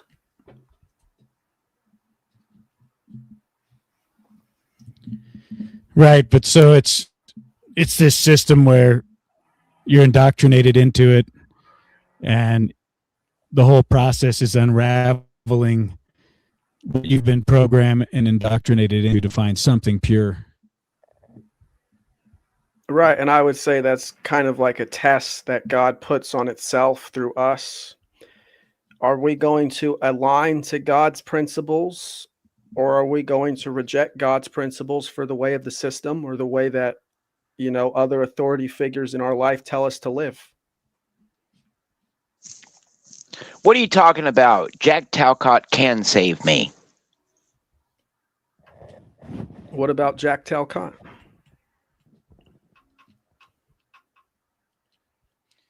Well, and then people get snagged on religion and all these different ideologies, and it's really not that complicated because we already have that conscience within us, that internal guide. If we're still and listen, we know what's right, good, right, and true, what we got to do.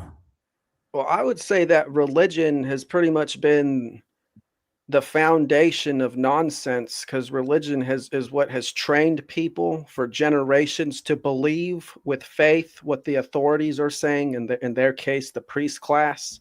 And so from religion, you get government people just going along with whatever government says to do because they're the authorities.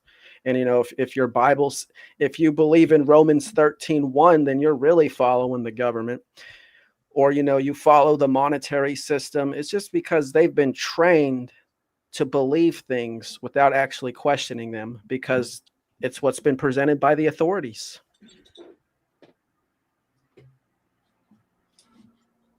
Well, now with the technology overlay, it gets a whole nother level of that hypnotic state where they're just frequency beaming people into a zombie state, and the narrative is all controlled as some authoritative thing called AI.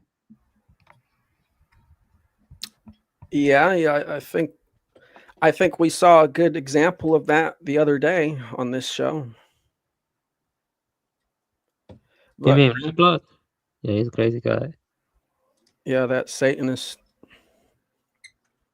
Yeah, what's weird is some Luciferians. I caught a bit of that. OTW is replaying that, right? Yeah, Luciferians can be good people, but Satanists are always bad people. I mean, if y'all think that's weird, you're assuming that he's just not acting on camera for fun. Sure. Well, I mean, at what point is it acting, and what point is it where that's what you're doing all day, and then you become the act? I meant acting as in probably what most people do on camera is nothing compared to what they do off of it. Yeah, maybe they're still watching, but yeah, they were here earlier, so they may call in at some point. But yeah. Well, I would say, tuning into those frequencies, it's a choice to tune into those frequencies, right? And the authorities, they try to make it seem like we have less and less of a choice each day by saying things like, it's just going to make people so much better. They're going to be so much smarter and all this. Well, I have something to say. I think science is satanic because of all the animal experimentation, and it's just not worth it. The knowledge, the highest knowledge is spiritual. It's about awakening, like, I don't know, like Dzogchen, spontaneous illumination, or Zen or Chan, silent illumination, something like. Basically, Buddha called it. What does he call it again? Called it the illumined mind or something. Let me see. Buddha illumination mind. Radiant mind or luminous mind. Yeah, the luminous mind. Got it. Yeah, the experience of the luminous mind is the most important thing, or maybe it's culturally manifested differently among different cultures or something. I mean, in Buddhism, it's called Pratyeka Buddha and stuff. And in ancient Spanish, we like to call them Los Illuminados. Anyway, what was I gonna say? Yeah, Satanists. They kill a lot of animals. Yeah, and they, like some rats are bred to be more human-like. Their genes are spliced to be more human-like or even more empathetic, and then they're sacrificed and their brains are collected and stuff like that. It's not very good. More animals have been sacrificed to science in the last 80 years than all animals in the rest of human history have been. You believe that? Like, I didn't know that figure. People don't talk about that. No. Yeah. Well, I'll agree that the way science has conducted itself over the past 100 years and even beyond that has been satanic. But science, in and of itself, is just a method for testing hypotheses. If people want to use that method in a satanic way to build all this nonsense like this AI stuff we're seeing, they're free to do so, but they're going to generate negative consequences for the rest of us. I'd say that method is satanic and from a kind of, Guanon or Evolian perspective. I don't know if you know about the traditionalist school. Those guys are interesting. It's satanic in the sense that it places contingent facts or the facts that are within time above the perennial, changeless truth that is immovable, imperishable, is transcendent. You see what I mean? These scientific facts are not subordinate to the transcendent perennial truth, at least from a traditionalist perspective. Like Evola, I actually like the last fourth of Revolt Against the Modern World by Julius Evola a lot. Yeah, that's probably the last fourth of it. It really gets into the Yeah. nitty-gritty. Chad Hag, you went into that stuff a lot, Chad Hag, but they deleted his channel. Chad Hag, and it's kind of sad. I did like his videos on Evola a lot. He had like 5 or 6 or 8 of them, and they're all gone now. Well, and then there's this narrative that goes around that if you are to contemplate how to contend with AI, or if you ever have a we objective, or even just an idea to self edification through sharpening the sword with your brother, that this is somehow a futile process and that we should be shamed for even considering what the alternative might be. I've had people do that with me lately where it's like, if I am proposing a solution, albeit that may be wrong, it may be flawed in its thinking, but that we wouldn't be solution oriented within ways that we want to deal with things that we view as nefarious or that are capitalizing on human degradation. I think that's absurd. And then to also counter that, anyone that holds that concept, you're also a moron because you're simultaneously utilizing the same power of influence to try to get me to believe that I'm powerless through that impression of influence. So it's really just a projection.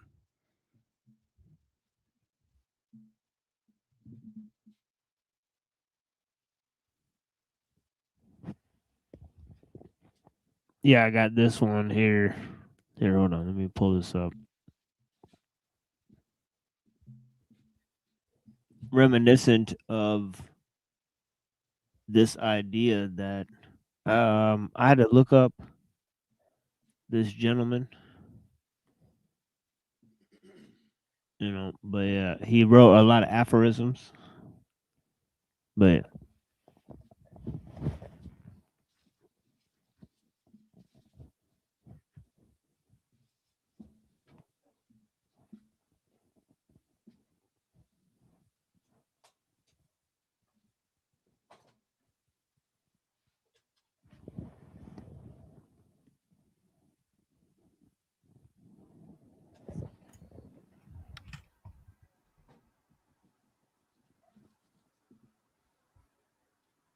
so yeah, so what do you guys think?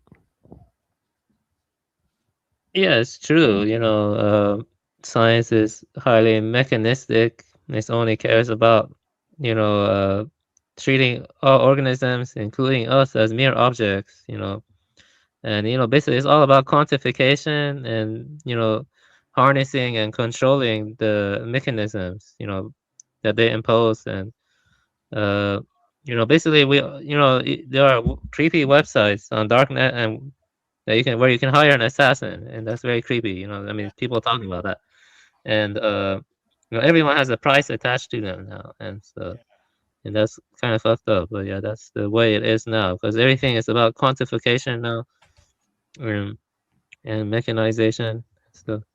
But yeah, that's a true call. Yeah, basically, the higher metaphysical truth is no longer like if you look at like I said in the beginning of this talk, the dances and the clothing and just the way people were, like phenomenologically, in the ancient past, it was all, subordinate to their like traditional beliefs, their notion of the sacred. I mean, the sacred imbued and suffused all of their society and civilization. But that's gone now. It's been replaced by just, a cold analytical way of approaching things, if that makes sense. So I yeah. think humans have always had that aspect of themselves too, and then it's exposed by the technology. However, it's exacerbated, and so it preys on the vulnerable parts of human expression where it's chaotic and not measured and not productive. It leads to our own demise, and so that's what it does. It finds a weakness and it capitalizes. And it doesn't actually have to be that way. I think that's the point. It's like that's by design. This shit is predatory. It's taking society in a very bad direction. Collectively, just programming people into what's the word I'm looking for? Just perversion.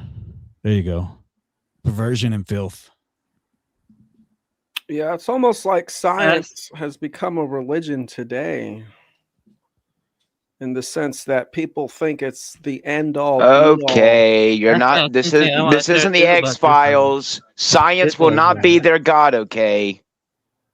This one I want to share, but I'm sure you guys will disagree with this one more. But I actually kind of agree with it. It's kind of simple. I like this quote, and so can you share it? See about. I'm not trying to generate controversy, but I just want to see what people have to think about this one.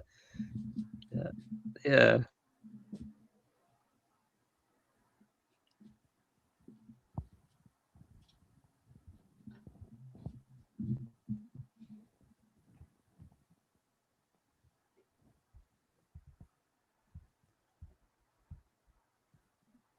Well, I would definitely disagree that the priest and the warrior are worthy of respect, because throughout history, those two groups of people have caused untold amounts of suffering on the earth. Yeah, but they gave foundation and structure to traditional societies. So you see, like the Proto-Indo-Europeans, the Aryans on the steppes, they actually helped create that system when they went to India and Persia and, Gandhira and stuff like that. And even Europe, Western Europe, Western Europe had matriarchal goddess cults, like in the Minoans. The Minoans worshiped the earth goddess, but then the Aryans came and they had more like patriarchal social structure that is kind of like this. I think it was forced. It was the priest, the warrior, and it was the farmer and the craftsman, something like that. But yeah. I think Rome was more extreme. Rome only had patricians and what was the other one? Patricians and pros? Plebeians, yeah, patricians and plebeians. I think only 2% of Rome was patrician. That's kind of crazy. Yeah, Rome is insane. I don't know why people like Rome so much. I don't get it. Like Rome is yeah, because they're indoctrinated. That's why. Yeah. Sassanids were the good one. The Sasanian Empire was the good one. Persians were the good one. I mean, if the priest has the right intention, then that's a noble role, right? And then the seeker, the student, or the one that's looking for connection to the Most High, looking for direction in their spiritual journey, and that teacher is there and able to help them and assist and actually be an altruistic person in that process, not trying to just take advantage, but really help them develop spiritually, mentally, all that kind of stuff. That's a great person in your life. And same thing with the warrior, right? If the warrior is willing to die for something that's valiant, he has a true cause. So, I mean, all these things could be framed, I guess I'm saying, where that is the one to be respected. Yeah, can you share that one too? Share that one. This is a cool one too. I like this one a lot. This one is based. Yeah, can you share that one? TML, share it. It's so based. I like this one. This one is.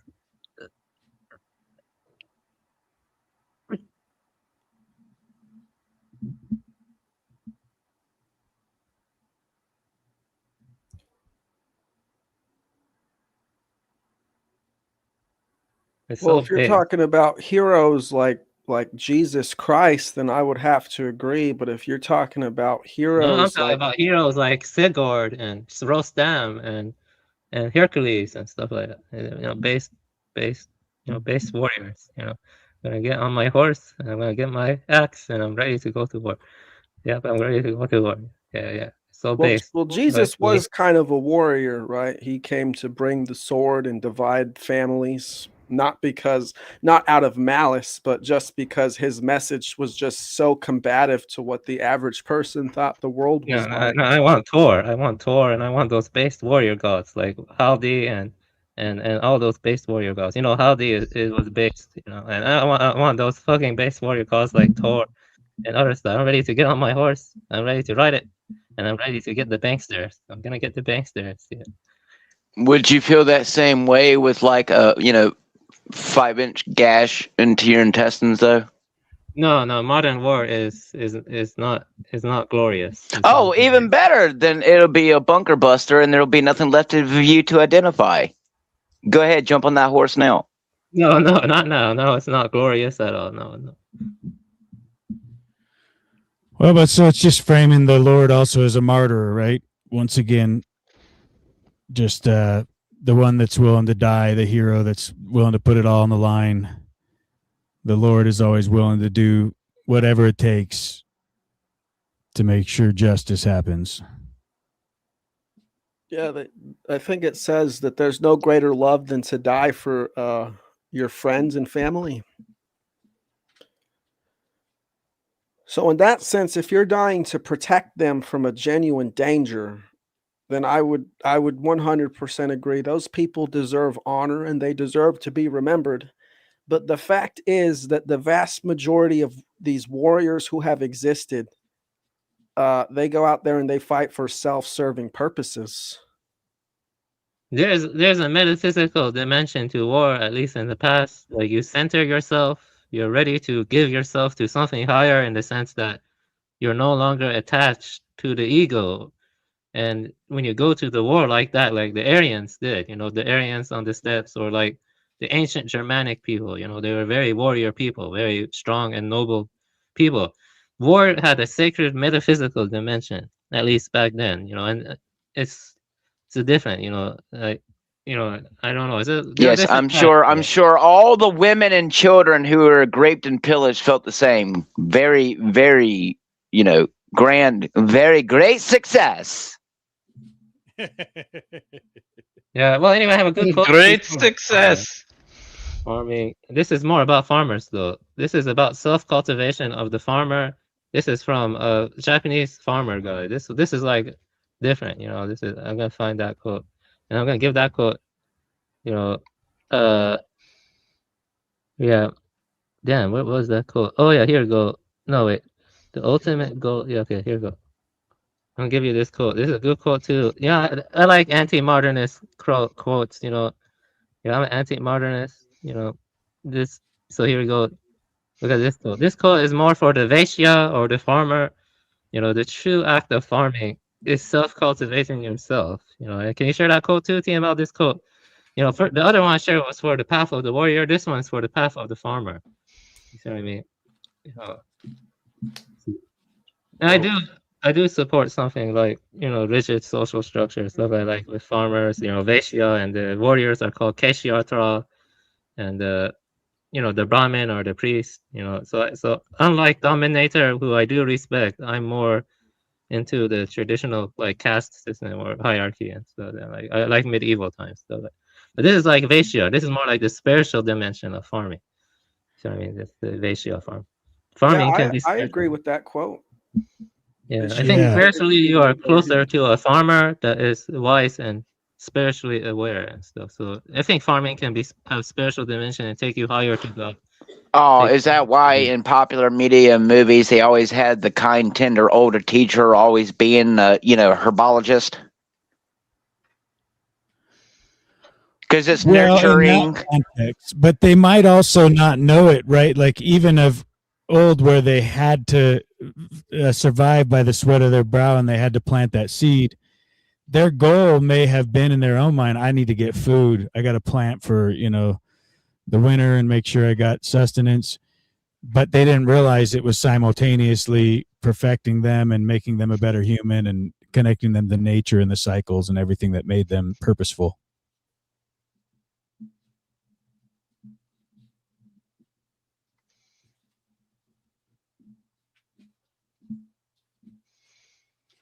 I like the Asian, like, Shifu there. He's ready to do like a chop suey. You know, that guy's like got some martial arts background. Could probably beat your ass or something. That's racist. You assume all Orientals know martial arts. They do, man, don't they? I don't know. I know he knows farming No, arts. I so can he tell you gotta they be don't. pretty in shape.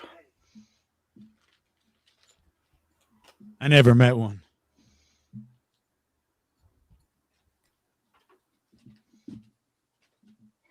You never met a rice man? No, actually, one of my good friends growing up was Japanese, adopted, but he was getting into his culture. He was going to his background, his roots. Oh well, they're more into katanas over there than martial arts, really. But yeah, Matcha, man, matcha, the good matcha, which is there's been like a war for matcha lately. It's pretty serious if you're into maybe that that's whole- America's problems. Get rid of all the guns, like Avian said. Everyone walk out in the middle of the street with a katana, and let's see. You know, you talk shit then. I mean, I don't know it about now, changed the but game, didn't it? Japan was really big on guns when they first got them. Well, you know, don't want your population rising up against you with pew-pews now, do you? Yeah, I'm for the guns for a multitude of reasons, but I understand the logic that if you had a peaceful society, and especially if the government didn't have them either, that would be great, you know. But then you'd have to have the whole world not have them. But I mean, is it peaceful? I can just pull out a bunch of smoke canisters and run around with katana and just jab a bunch of people.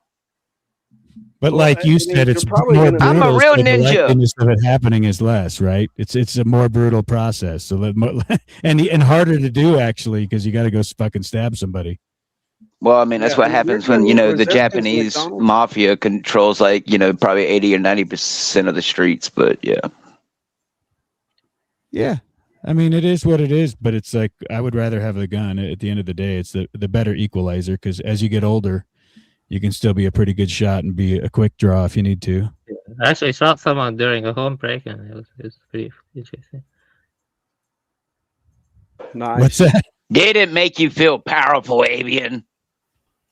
I was actually more worried about the legal repercussions, because if he had died, I would probably be in jail or something. Like, I don't know, like it was during the BLM crap, and they were like getting very, a lot of them were getting kind of uppity and kind of, self-entitled, and that just happened around that time.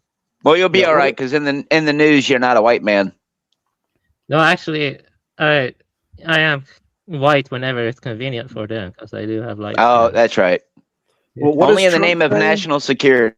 When Trump says when the looting happens, the shooting starts. I think he said something like that. Yeah, it's maybe they just social engineering. Yeah. I mean, I also said grab him by the pussy too. So what's the point? I can say whatever I want, and I'll never get in trouble for it. Yeah. Allegedly. Yeah, but it sounded like he was given permission for people to, shoot the home invaders, which would help Avian in that situation. I think he was said that around that time period too.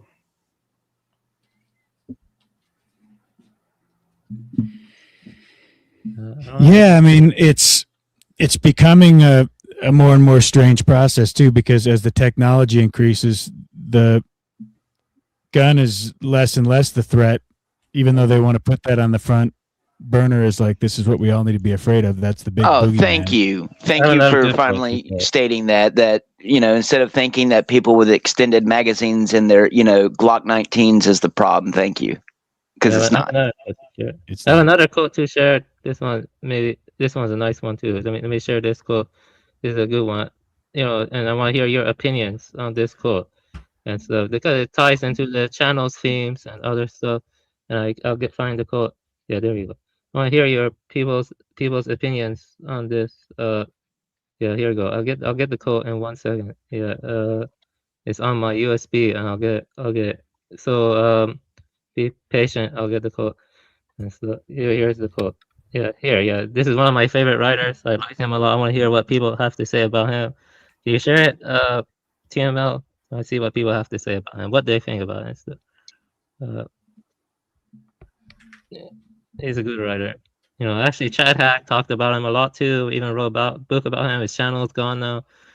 You know, TML and Chad Hack are like the only people that deal with these topics. Believe it or not, no one else does. Can you share the code, TML, or something? Yeah. Please. Yeah, I'm sorry. It's like pretty dark in this boy because I turn on a weird color here.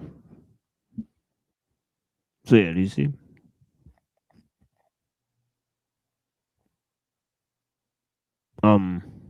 Wait. I don't know why it's cutting off the bottom of it. Here, hold on. Here, hold on. Gotta like do this. There we go. It almost sounds like he's being sarcastic. Like, yeah, we made all this stuff, but you know, look at our mental health and look at our sense of meaning in the world now. Not to mention all the damage that we did to the woodlands in the process. Right. Dominator, if you care about nature, which I know you do, I recommend reading the book Can Life Prevail by Pentti Locola. It's a good book. You don't have to agree with him on everything. You know, I read a lot of writers I do not agree with on everything. But yeah, his Can Life Prevail is a good book. By who? Pentti Locola. His name is right there. Pentti Locola. On the bottom right. That's the name of his name. The name of the book. I mean, I can agree with that. That was Bruce Lee liked to address a lot of that in his Chinese movies about how that type of complex started taking over the traditional martial arts scenes and how, you know, you couldn't even walk from even some of his accounts, you know, you couldn't even walk down the street and there wasn't, you know, someone almost getting half beaten to death because they owed a gambling debt because the work was so bad in that time that like it was just normal. You made probably more money gambling than what you were working at the time. So, I mean, industrialization really, I mean, to the extent of what we make everything so efficient that we've created an overabundance, you know, that to the point, when does the common person, I think that's one of the things that is so funny, that how we sit here and say that world hunger is still a problem, make it make sense. My entire life, you know, people have been claiming that, you know, there's a food shortage. Make it make sense if allegedly over, you know, what was it, 40 or 50% of the population is now obese. So right. Yeah, and just think of all the food they throw away at like fast food places too. Oh, what's wrong? You come on, don't make me mention it again. Don't you want to go to the Philippines and eat some of that pock chicken? I don't know. I don't think I've heard of. Oh, it's where it's where they raised, you know, the petri dish grown rubber chicken. I'm thinking that shit looks pretty appetizing. That too, but what it is the higher up in restaurants, they like people eat the food, and what they don't eat, they throw it away in the trash. And then the poor people in the country who pay like 80 cents in American currency for like trash chicken, they'll literally go and take out the chicken and other bits of food that's still edible, take it back to the camps, wash it in water and sterilize it as best they can, recook it and season it, and then feed it to people because that's all the people can eat and afford. So it's the Anunnaki chicken, man. That shit is. People mix anything in with their food.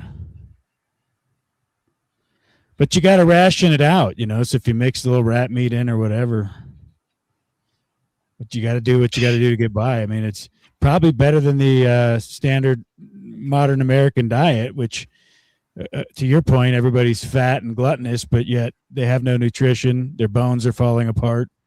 Their bodies are breaking down. Their gut bacteria is depleted.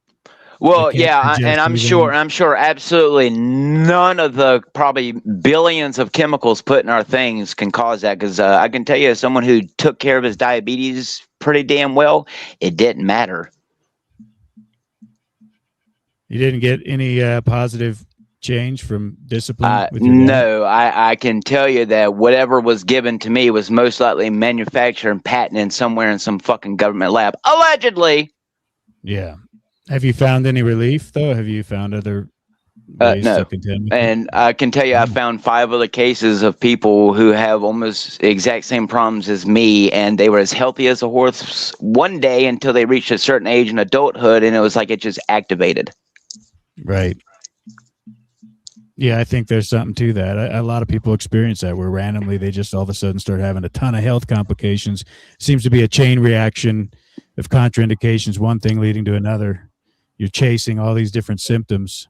TMO, can you share that one too? I want you to share that And one they too. tell you got fibromyalgia. Can you share that one too? I want to hear people's opinion on this one. Can you share it? It's iridocyclitis. The whole.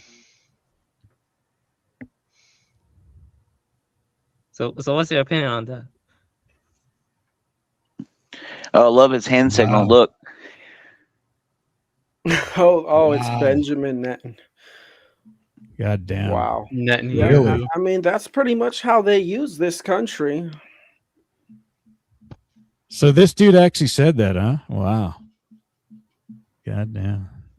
Is that really corroborated? We know that for sure. I mean, yeah, it does kind of look like a 90s tabloid piece, like Vampire Boy.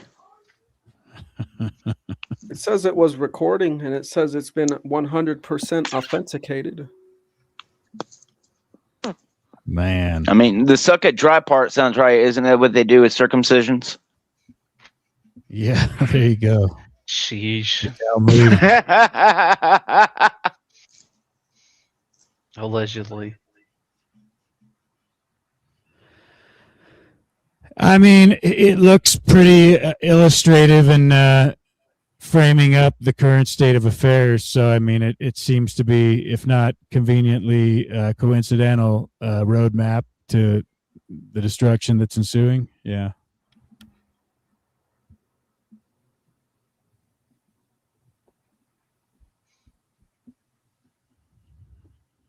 Looks like they're people of their words.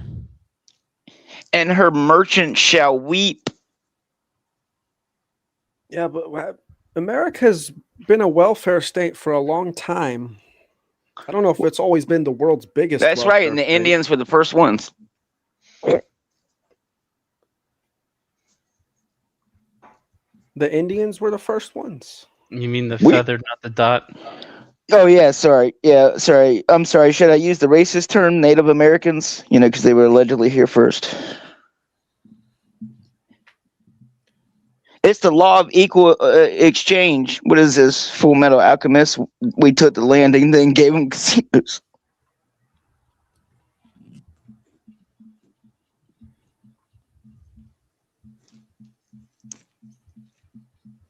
Yeah, I guess we made them welfare dependent. Hey, if anyone has any cool quotes, they can share too or something. I just shared some quotes. Just want to see what people have to say about. And I appreciate all of your comments. I like the quote that tells me that I'm not going to enter the New World Order unless I worship Titty Goat Boy.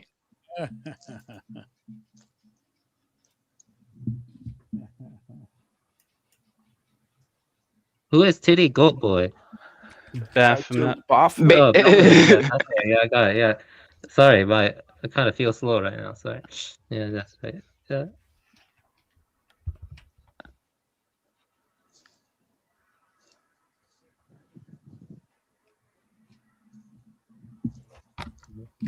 Nice. I might come up with some other good quotes to share and get people's opinion.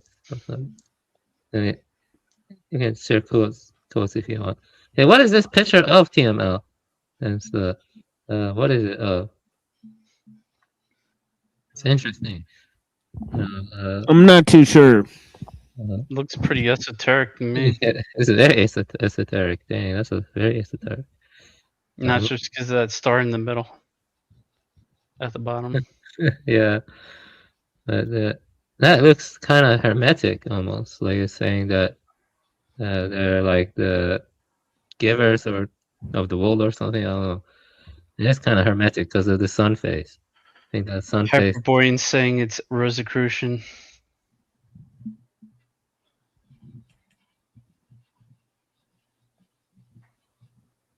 It kind of looks like the star in the middle would be you as a person in the world, and then everything around it is the universe around you, and then these arms are basically like the fruits of your labor as an individual that your higher self is picking at.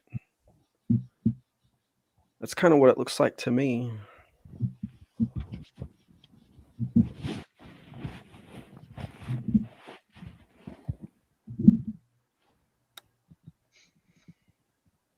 I don't know about the well.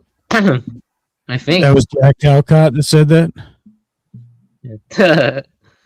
I think they wanted depopulation, though, which is bad too. They wanted that. So I don't know if I trust them. I wouldn't trust the New World Order with anything in WO. Yeah. The New World Order doesn't seem to be any different from the Old World Order. The only difference is that now it's an oligarchy, whereas in the past it was a monarchy. But it's still based on this hierarchical system of obey the rulers through coercion. Meet the new boss, same as the old boss. Yeah, exactly. Now they just have all these systems enhanced basically just to make their rule seem new, but it isn't. Yeah. So this is the entire quote right here. Here, hold on, let me pull this up.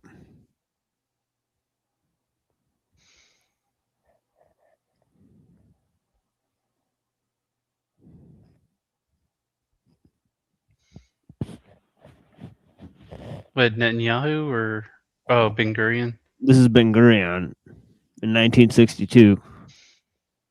Way before way before Netanyahu, right?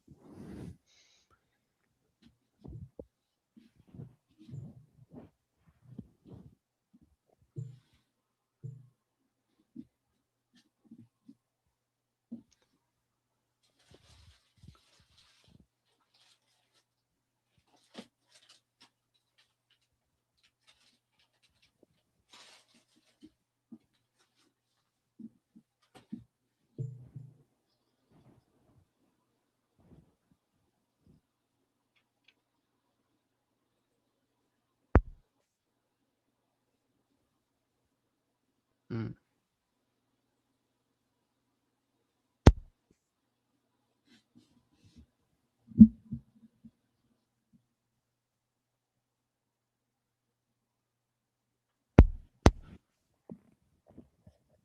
So yeah, he says a lot there.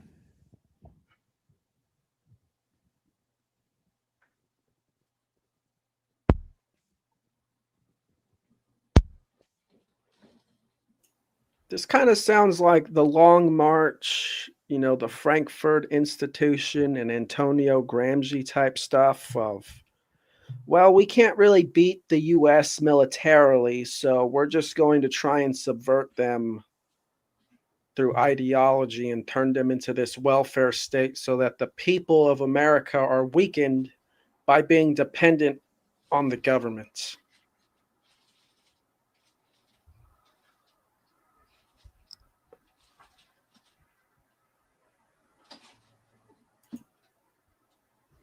Yeah, there's some of that in there.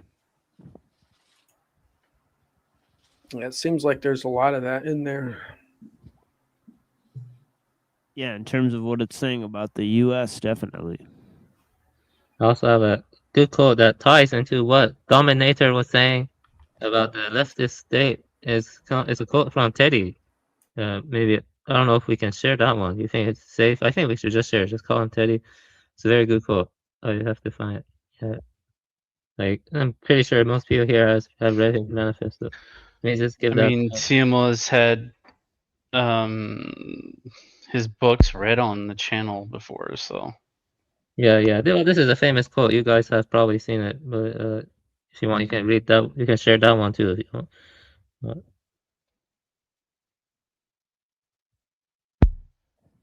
Yeah, but the key part of this that I wanted to show is that he says that the world government head will be in Jerusalem. So it says right Yeah, there. I noticed that. I was muted, but I had to read that part out loud. the Supreme Court of mankind.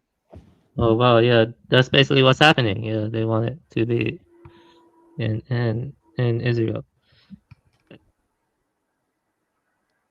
Mossad is very powerful and dangerous. Yeah, but yeah, this it kind of cuts off again because it.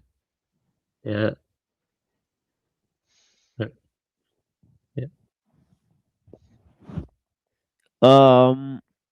Is this from Uncle Teddy? Yeah, that's from Uncle Teddy. Yeah. Yeah, so it says leftists may claim that their activism is motivated by compassion or by moral principles, and moral principles, moral principle does play a role for the leftists of the over socialized type, but compassion and moral principle cannot be the main motive for leftist activism. Hostility is too prominent a component of leftist behavior. So is the drive for power. Moreover, much leftist behavior is not rationally calculated to be of benefit to the people whom the leftists claim to be trying to help. For example, if one believes that affirmative action is good for black people, does it make sense to demand affirmative action in hostile or dogmatic terms? Obviously, it would be more productive to take a diplomatic and conciliatory approach that would make at least verbal and symbolic concessions to white people who think that affirmative action discriminates against them. But leftist activists do not take such an approach because it would not satisfy their emotional needs. Helping black people is not their real goal.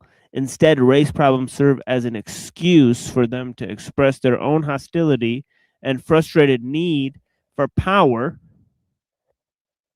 In doing so, they actually harm black people because the activists' hostile attitude toward the white majority tends to intensify race hatred.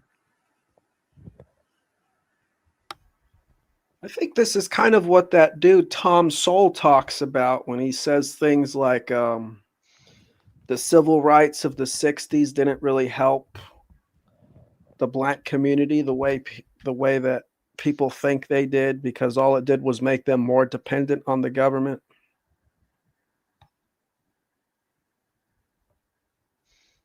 Yeah, it ties into that kind of stuff. Basically, over socialized types are, just using it as pretext for their own emotional needs and their own power process, which is more of a disruption of the power process, because ultimately they're just serving the artificial system, the system of welfare that you were talking about, which is about breaking off self-reliance and taking destiny in your own hands, even more so. You see what I mean? So that's what it comes down to. Yeah, that kind of reminds me. I watched a debate one time between Destiny and Ben Shapiro, and at the start of the debate, they both explained what conservatism and liberalism was. And Destiny straight up said that he views liberalism as like a way to boost people or help people out who need it and can't get the help. And, all that does is just make people more dependent on a central authority, and it makes the central authority more powerful. Well, this is interesting because in the same writing, right, a little bit down the road, right, in section 50, he says the conservatives are fools. They whine about the decay of traditional values, yet they enthusiastically support technological progress and economic growth. Apparently, it never occurs to them that you can't make rapid, drastic changes in the technology and economy of a society without causing rapid changes in all other aspects of the society as well, and that such rapid changes inevitably break down traditional values.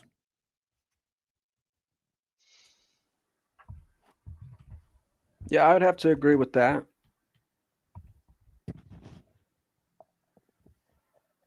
Yeah, Except, the section on leftism is pretty brutal. yeah, I would say conservatives aren't much better. I share something more controversial. I don't and 100% agree with this, but I think it's important to talk about. I'm not trying to attack anyone, but this is a little bit more controversial, and I just want to hear what people think about it because this is actually a more complex idea. Okay.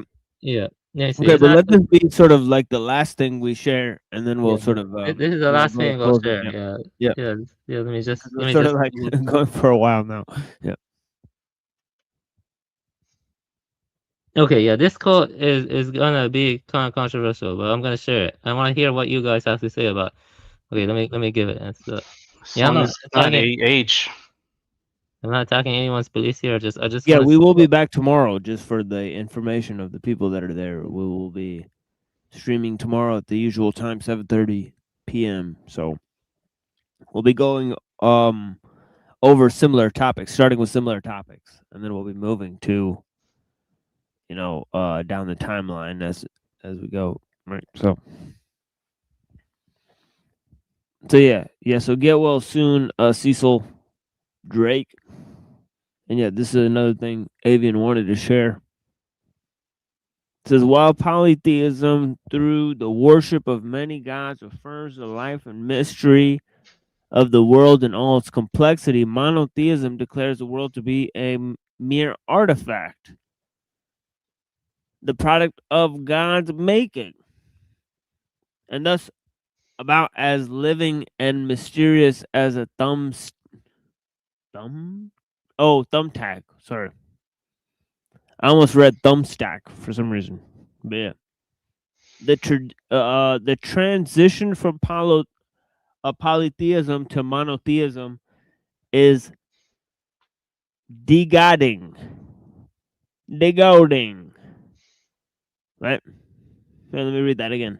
The transition from polytheism to monotheism is degoding. Right, because you got more gods in the other one. You got more possibilities. Right? People switch from one god to another pretty much all the time. Right? In that sort of world, right? You just pick whichever one you want, right? And one god could pretty much overthrow another god if you conquer another people, right? You just overthrow their god, right? Isn't that what the Bible's describing? Yeah, the Bible pretty much did that, right? To a lot of the polytheists, right, or whatever, right? But yeah, so it says monotheists therefore progressively cede the complexity of creation to the natural scientist. Hold on. To the natural scientist, right? The entire material world becomes understandable by science on its own terms, and eventually the scientist steps in to take God's place. Colin Cleary, summoning the gods. It sounds like a Irish fella or something like that. Colin, right?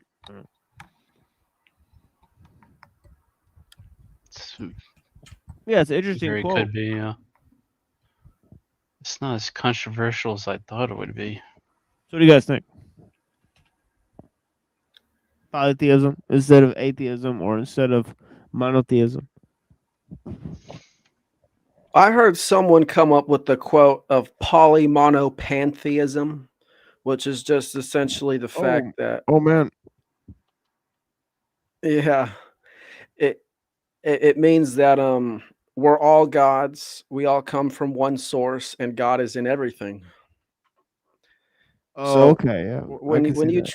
When you try to separate God from us and try to make it this far away abstract thing, then I could see and it pretty much has happened, how scientists or even other authority figures would step in and fulfill that role. But the problem I have with polytheism is that, as far as I can tell, it basically comes out of cargo cults of more advanced cultures imposing their will over the less advanced cultures. Yeah, or what about Apollo Monte Pantheon? Wouldn't that be like Homer, right? It's like, or just like there's a bunch Apollo of gods. Monte Pantheon. We're just like there's a many gods, but like one is the ruler. All right. Is this guy controversial because he writes for countercurrents or something? He's got some art. He's got a bunch of articles on countercurrents. Colin Cleary Yeah, are he's got like one series called Heidegger, Hegel, and the Completion of Western Metaphysics. whizzing with Hegel. Yeah, exactly. So yeah, these guys love their Hegel. They love the magic. Can I address this comment that I see in the chat? This is Which something one? If you want me to highlight it, I can.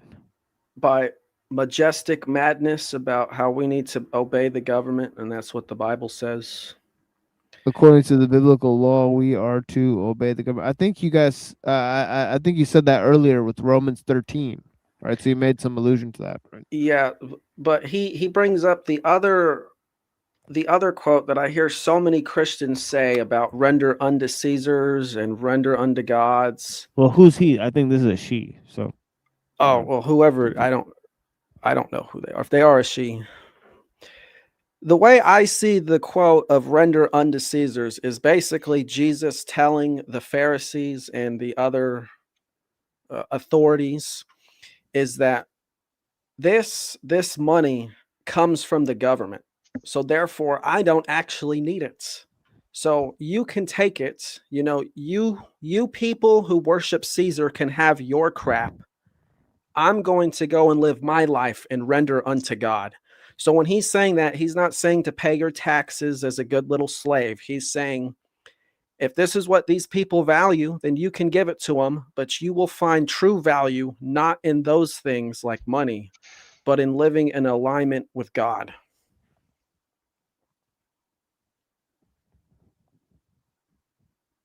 You get what I'm saying?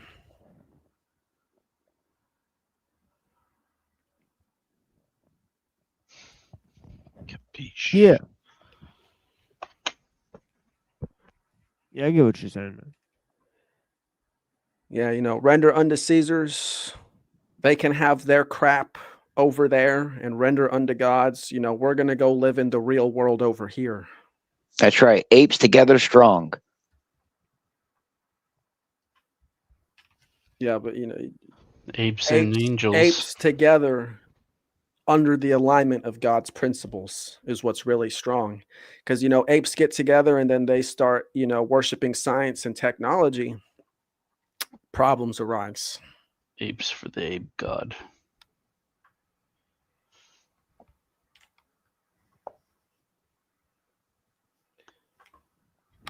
Yeah. Well, I had a cool talk. I'm going to get off now. But you all have a nice blessings, night. Dom. Yeah. Yeah, it's always a pleasure, my friend. Yeah.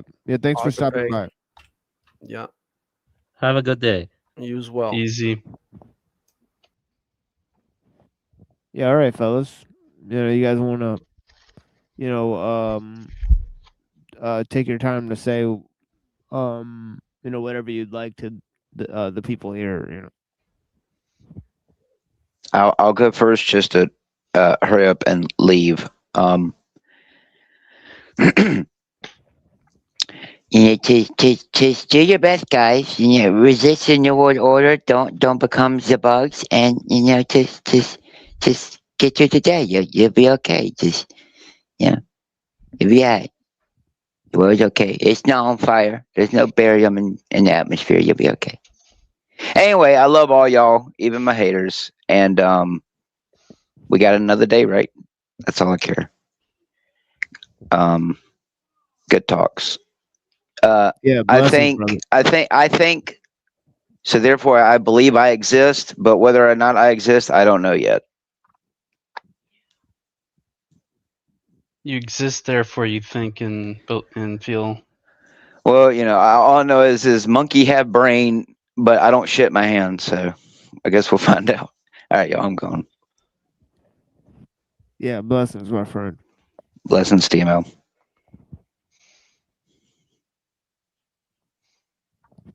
Yeah. So who else want to? Easy. Well, my final remarks are everyone, it's good. Everyone has their own ways of, I guess, handling these difficult times, managing the stress. I guess one way is like a sacred kind of autism, maybe like get autistic about something. Like it can be a past a historical time period, like I don't know, like knights or like like any time in the past, or like you can get autistic about birds or something. Like the thing I'm trying to say is that it's better to be autistic about something that's interesting than it is to be a normie who is adjusted to the sick system that is very profane and stuff. And so yeah, that's but don't get freaky. Don't do fetishistic stuff. I actually encountered someone on Discord recently. He was kind of fetishistic. He kind of disturbed me. Don't do that. Don't become a degenerate. If you become a degenerate, then I don't like you. Yeah, that's my final one.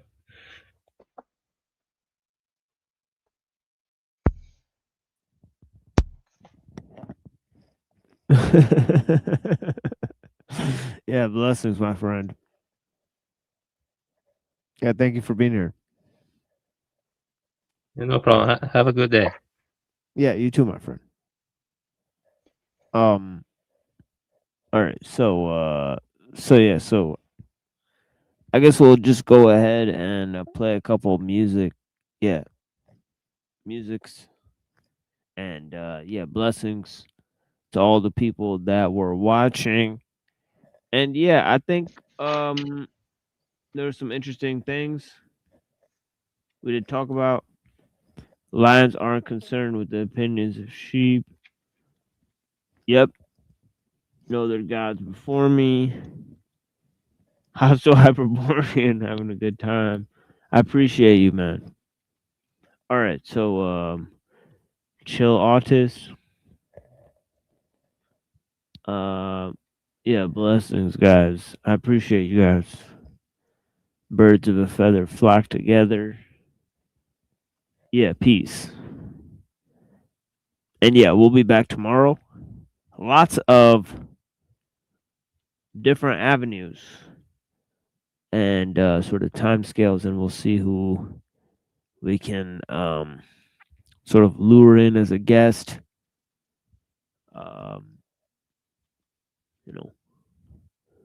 We may offer them a number of concessions and see where we stand with that.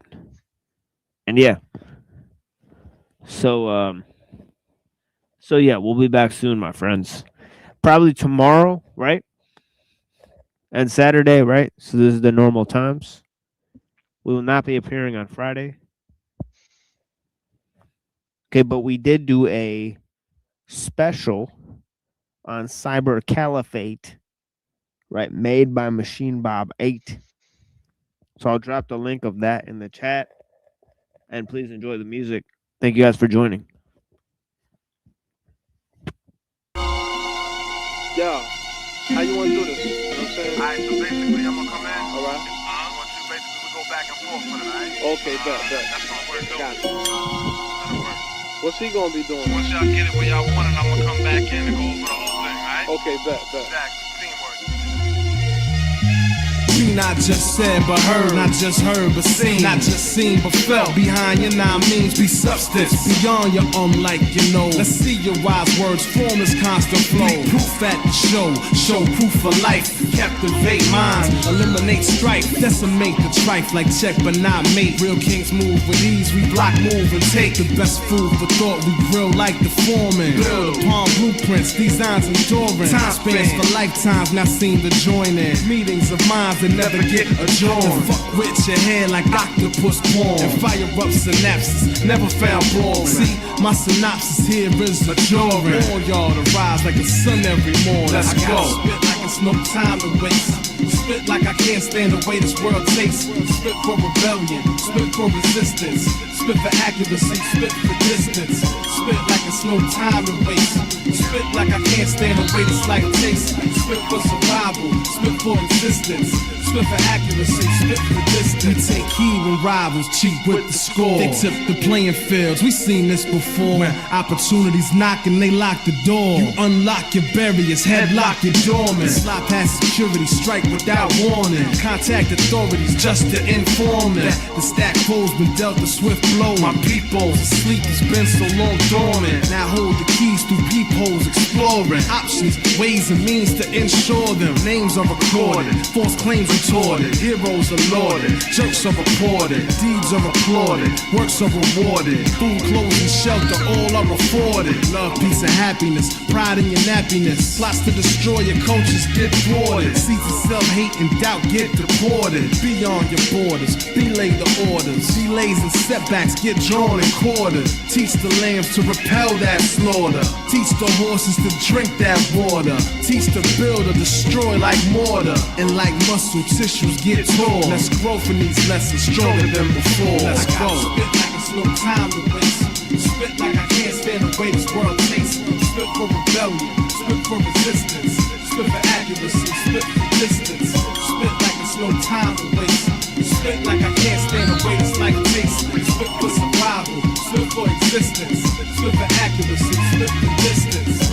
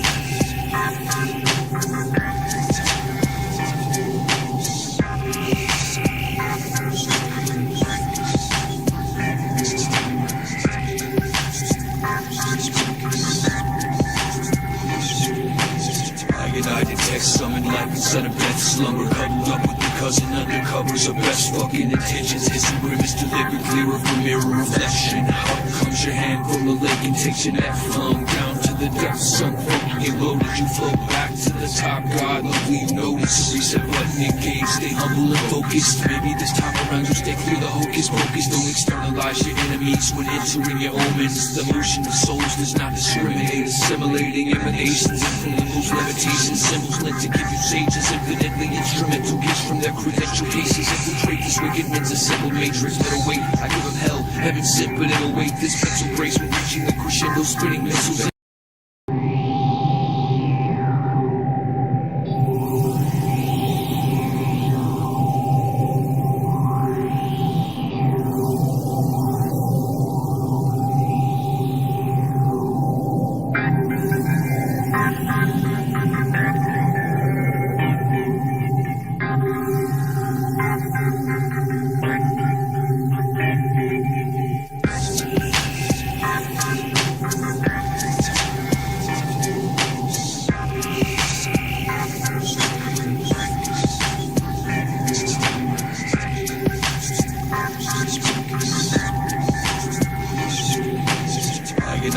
next. Summoned life instead of death. Slumber huddled up with the cousin undercovers of best fucking intentions. Hissing grimace delivered clearer from mirror reflection. Up comes your hand from the lake and takes your net flung down to the depths. Sunk funky and loaded, you float back to the top. God, look, leave notice. Reset button engaged, stay humble and focused. Maybe this time around you stay clear the hocus pocus. Don't externalize your enemies when entering your omens. The motion of souls does not discriminate. Assimilating emanations, infinite moves, limitations. Symbols meant to give you sages, infinitely instrumental gifts from their credential cases. Infiltrate this wicked man's a simple matrix. But await, I give them hell, heaven sent, but it'll wait. This mental grace when reaching the crescendo, spitting missiles, anger, rituals of imbeciles. Just typical, the simple plain, conveying insane and little brain. Faces of the general slain, brand ship with lizard veins. Entering apprentices, just listen for the mythic language scattered by the Elohim. Demon scientists of ancient folklore, the story changes. Void faces of polytrics, living dangerous. Temples leaking on the battlefield, it's all the same to us as angel dust. Culture couldn't save another soldier if we tried. So we send him to the furnace and refurbish the earth with life.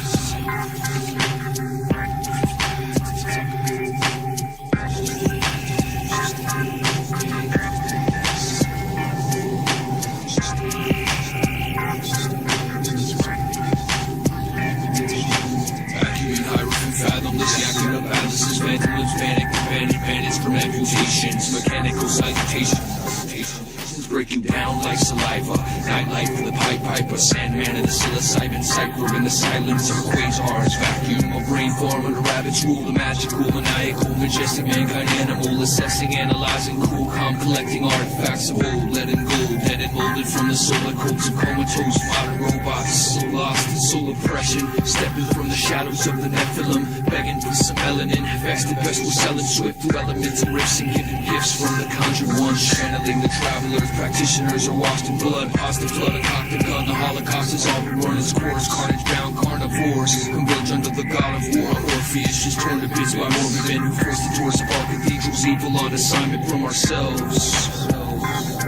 This koan suplex my sanity, just binding up the spells. If inglorious Centurions afforded, only time will tell. Time will tell. To run the dead son, the dead son. To run the dead son, the dead son. To run the dead son, the dead son. To run the dead son, red rum.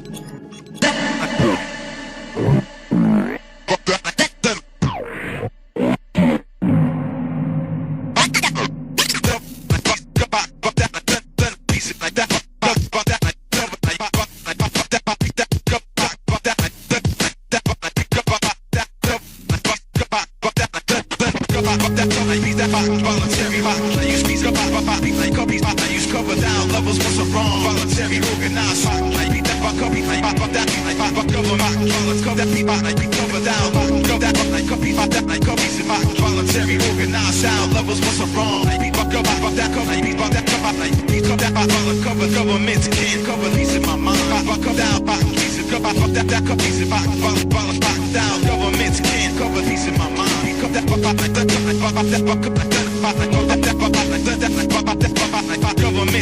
cover these in my mind. Cover these and cover government. I use style. Please come down. Please come down.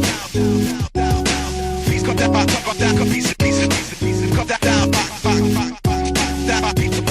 down.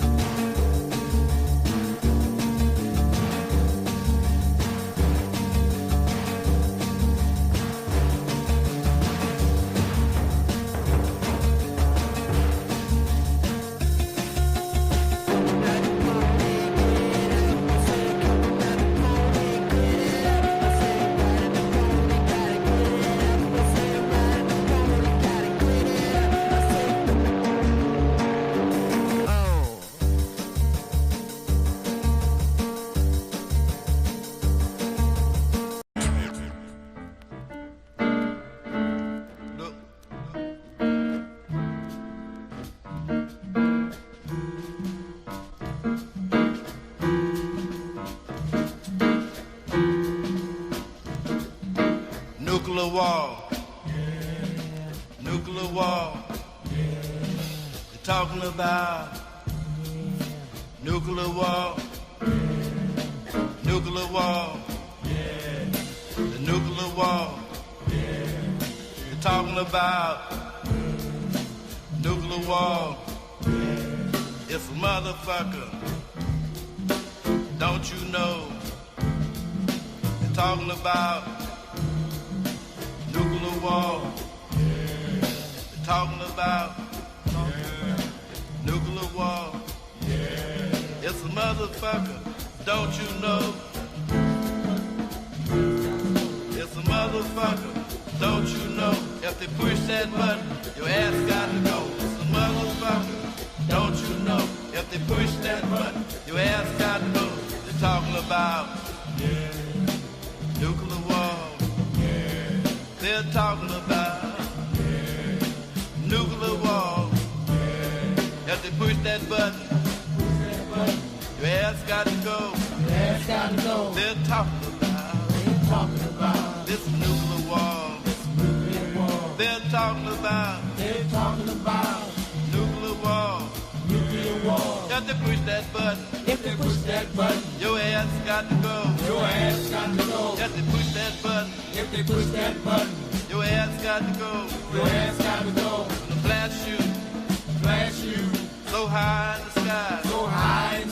Gonna blast you, so high in the sky. You can kiss your ass goodbye. You can kiss your ass goodbye. You can kiss your ass goodbye. If they push that button, if they push that button, gonna blast your ass, so high in the sky. You can kiss your ass, goodbye. You can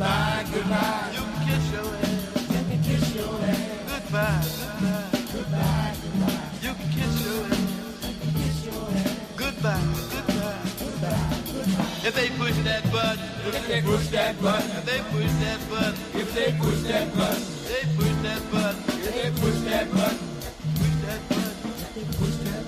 you can kiss your ass, goodbye. Kiss your ass, goodbye. They're talking about nuclear war. They're talking about nuclear war. Radiation. Mutation. Radiation. Mutation. Radiation. Mutation.